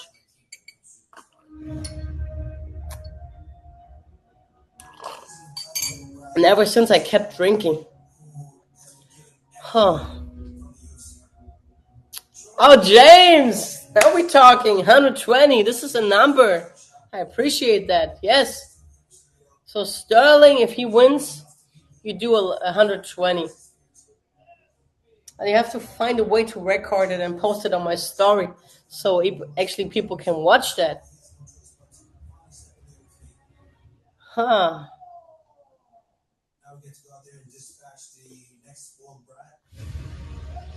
Man, UFC always is so good. Like, they always find a way, the way they like record it and shoot it and cut it. It's so exciting, like the stare down and everything. It's typing up so much.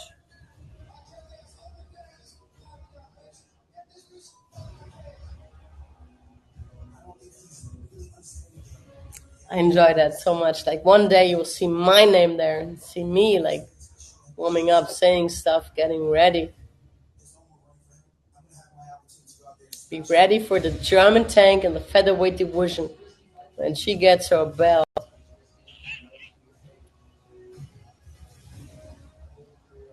Ah, ah, love it.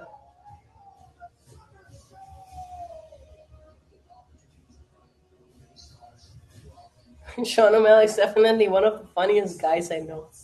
But you know, when you actually talk to him, he's very humble and like very nice, a gentleman, you know.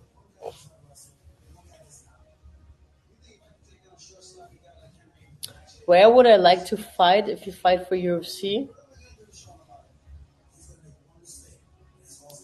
Ah, honestly, I mean, I would love to fight in Germany, but I know that Germany is not a great market for fighting for like MMA. So I probably really enjoy a fight in Vegas again because I fought in Vegas 2 times already, and the Vegas crowd is just, oh my god, they go crazy. It's so good. Yeah, so Vegas or probably New York. But if they put a show like UFC in Miami, everybody would come. That'd be also so cool. So yeah, like 3 options. We'll see what's gonna happen. We will see what's gonna happen.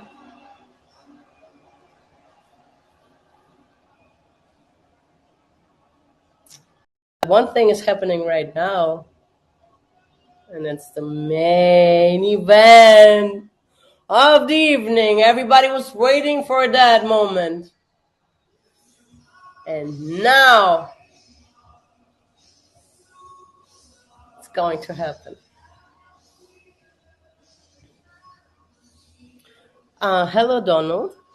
Um, there were like quite a few, MMA events in Europe, but I feel like all the UFC events they did in Germany, they were good, but not as good as they could have been, for example, in the States or, somewhere else. So we're on a good way in Germany, but we're still not where we actually should be, Don't forget, in Germany, for a couple of years, MMA was banned from TV. Like it was forbidden to watch it on TV until my friend and very good lawyer, Dr. Tobias Bosch, got it back. He was the one making it possible that UFC would be able to watch in Germany, like legally. And I actually wrote my master thesis about that topic too, framing um, in Germany uh, in the time frame from 2009 until 2016. So yeah, it was a crazy time. Like the government would just hope it would like disappear if they like forbid it everywhere. But like the fans were crazy. But it's still a process. But honestly, I love his like color combination, like the pink hair and the green pants. Like you just know it's him. It's Sean.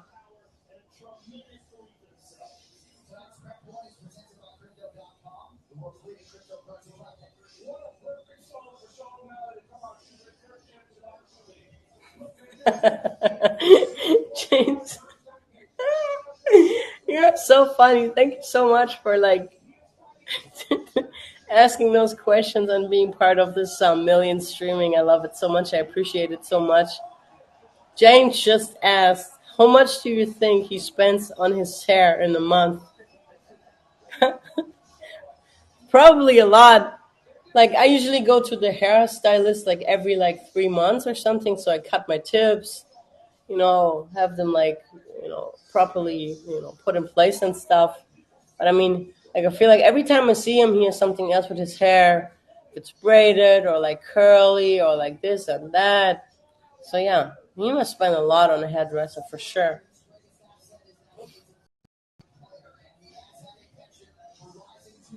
What does a man usually pay when he goes to the barber shop to like cut it and maybe like do the beard like 50 dollars, €50? I don't know. In Germany, it would probably be like €30, and then it's depending on you if you like tip the person or not. But yeah, men are usually way cheaper than women. Like even a man's haircut is cheaper than a woman's haircut. I'm like, why? It's just a haircut, no? You're like cutting the tips of the hair, so there shouldn't be a difference at all. And I know like one hair salon in Berlin, in my obviously in Germany, like my city, Berlin. He's charging the same amount for women and men, which I like. I'm not so much into that equality thing kind of thing, but I feel like for the haircut, if you just cut the tips of the hair, no matter how long it is, it should be the same price. So you say Donald says €22 in Holland. That's not bad for the tips of the hair, yeah. And then how regularly do you go? Like every like 3 to 4 weeks or more often than that?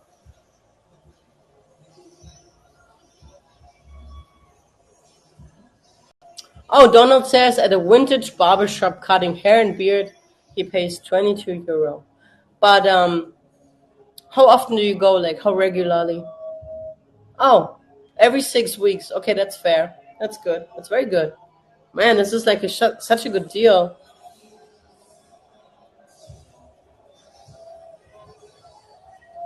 He has even his golden necklace like around his neck right now for the walk-in. So it must be his lucky charm. So I'm also obsessed with my lucky charms. I always wear them. And only at the moment I have to take them off, I take them off. But after that, I put them back on. Guten Morgen nach Deutschland. Hallo. Hier ist es ja erst 0:55 Uhr. Wir gucken gerade UFC und sind live sozusagen jetzt auf dem Main Event drauf.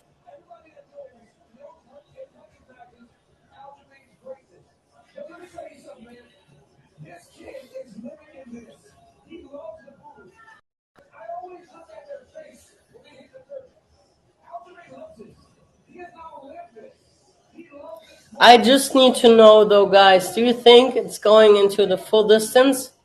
Or is there going to be a stoppage before that?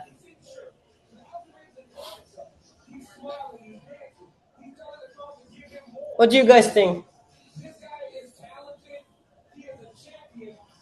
I feel like there's a stoppage in round number 2. No.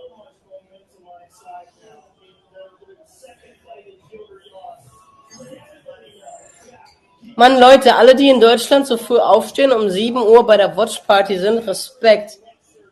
Ich würde sonntags niemals so früh aufstehen, wenn ich nicht müsste. Yeah. I feel like it's gonna be a stoppage in round number 2. But we will see.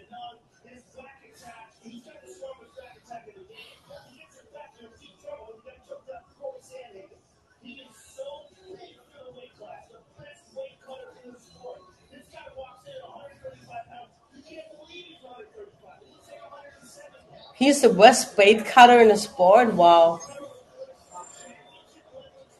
It's good to know. I need to talk to his nutritionist. Maybe I'll be able to fight strawweight. No.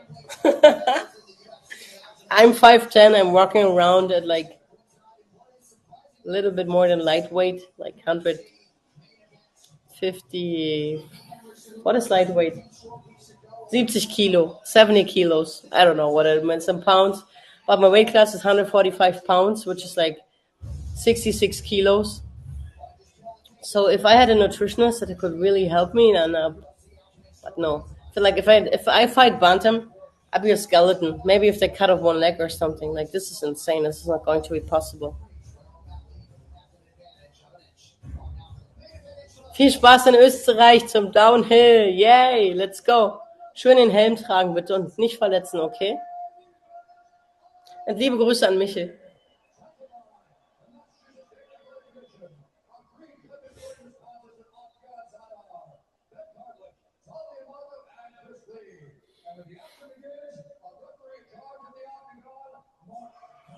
Mark Goddard. I've shared the cage with him too already a couple of times. He's a fun guy. I like him a lot.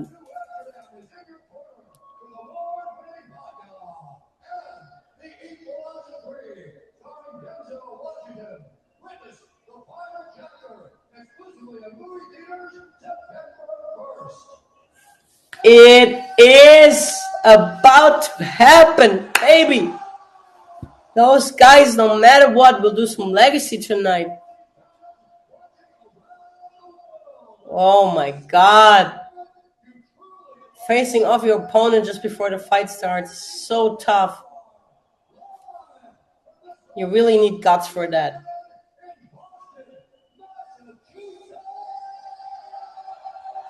Oh, Bruce, he's giving it all. Ah, it's time.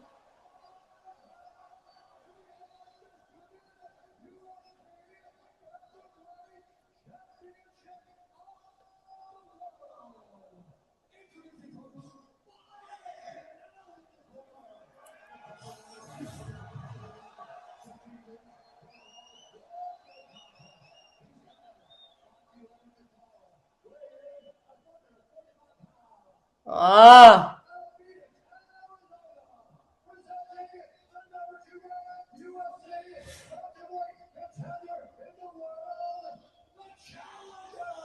That's right. I love this hype beat just before the fight. Oh my goodness.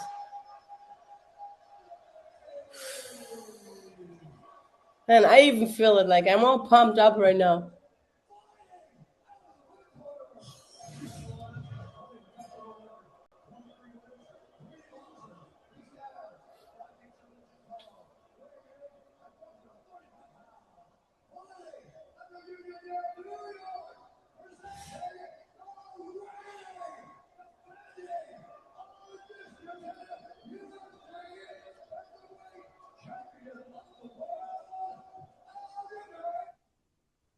No. I was gonna say my internet connection froze for 1 second, but it luckily went back on. I was about to die here in front of you guys. Ah! Let's go!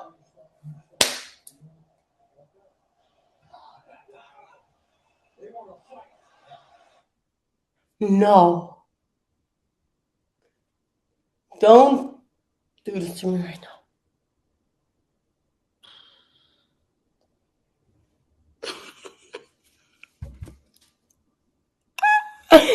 The internet connection just the internet connection just froze.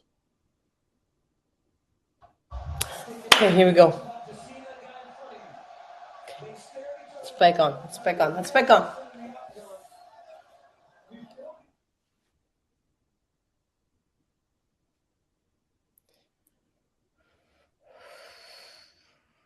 Froze again. Too many people watching right now, I guess.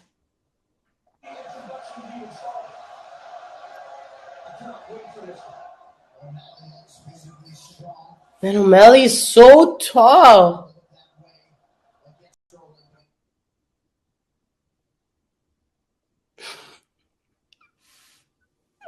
It keeps freezing.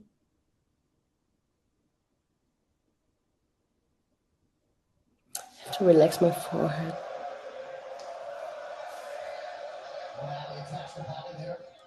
O'Malley creates action to try to draw reactions. And when you give him the reactions he's expecting, then he starts to mix up his strikes. He has that wicked front kick to the body that he will utilize as well. Oh my goodness. That's so good. And the advantage of the height.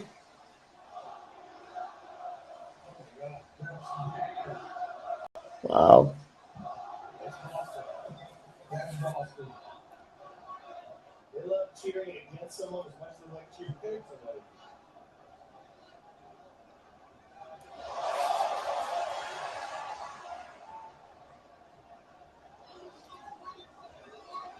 I think one of O'Malley's gifts is his ability to change angles and change directions. He's never on a straight line. He's constantly moving.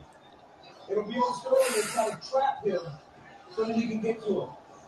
O'Malley's doing a really good job, though, keeping his back to the center of the octagon.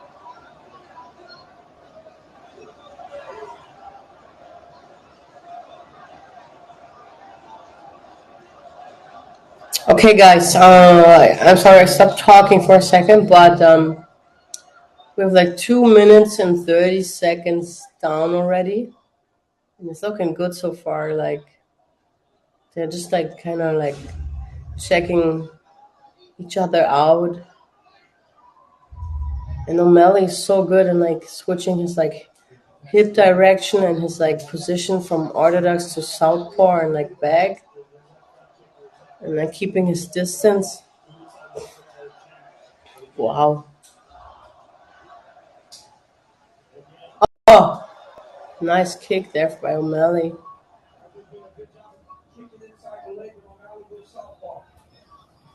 Like, this is so smart, switching your stance like that. Every time the opponent is attacking, you switch your stand, so you kind of get like not attacked by it. Guten Morgen nach Deutschland. Hallo, good morning, everyone.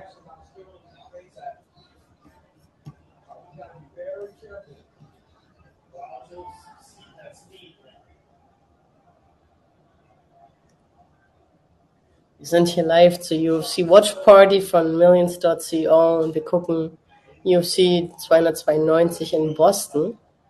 Wir sind gerade im Main Event of the Night angekommen. Und yeah, it's looking good. Very good matchup so far.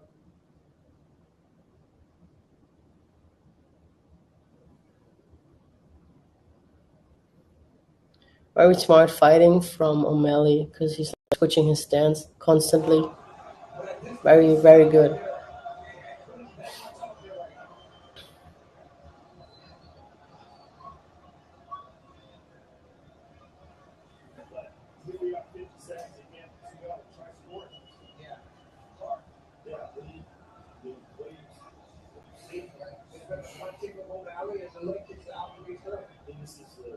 I was gonna say I'm sorry if I'm like tired, but it's it's past bedtime for me. Not used to being up so long and late.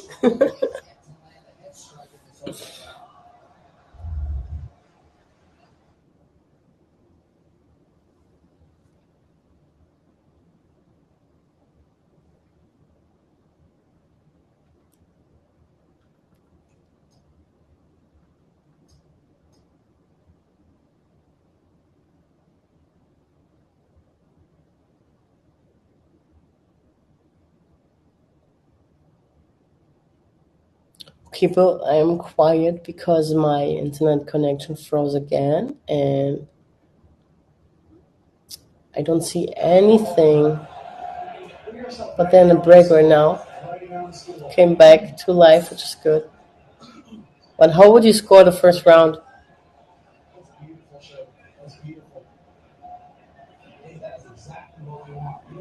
So it's exactly what we want, the coach just said, of O'Malley's corner.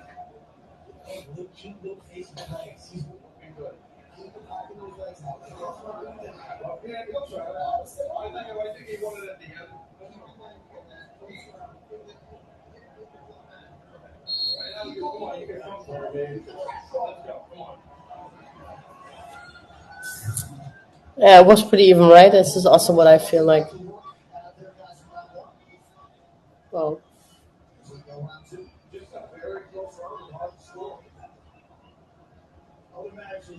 imagine Sterling gets like the next UFC champion of the world. Everybody's gonna have pink hair and a lot of tattoos like him.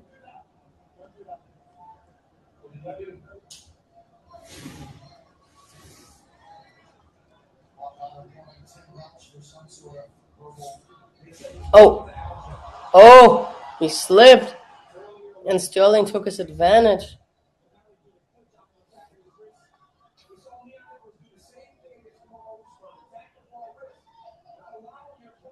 And he got it out. Wow, he's so flexible. That's insane.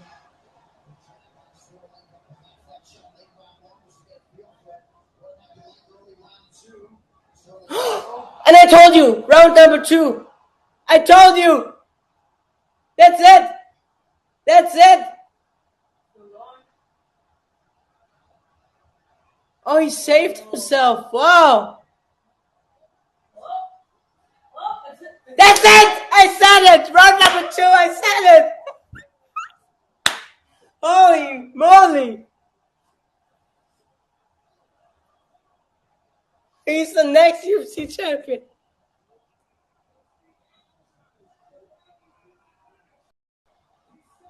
Oh my god.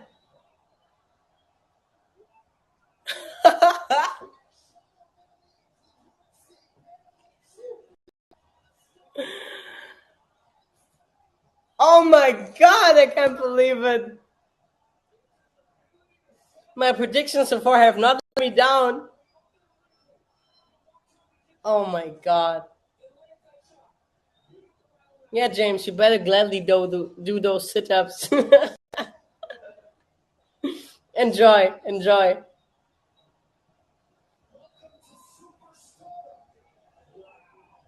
Yeah, good guess. Wow, I'm surprised myself. That was what a nice punch, man. Wow.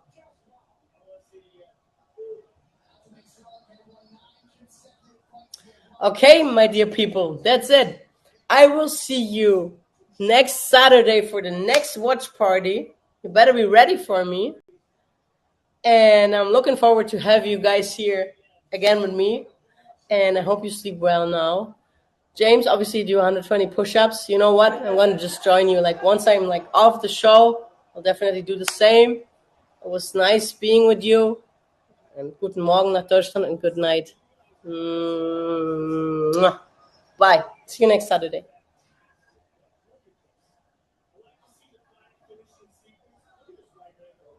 Tschüss, ihr Lieben. Macht's gut. Bis bald. Auf Wiedersehen.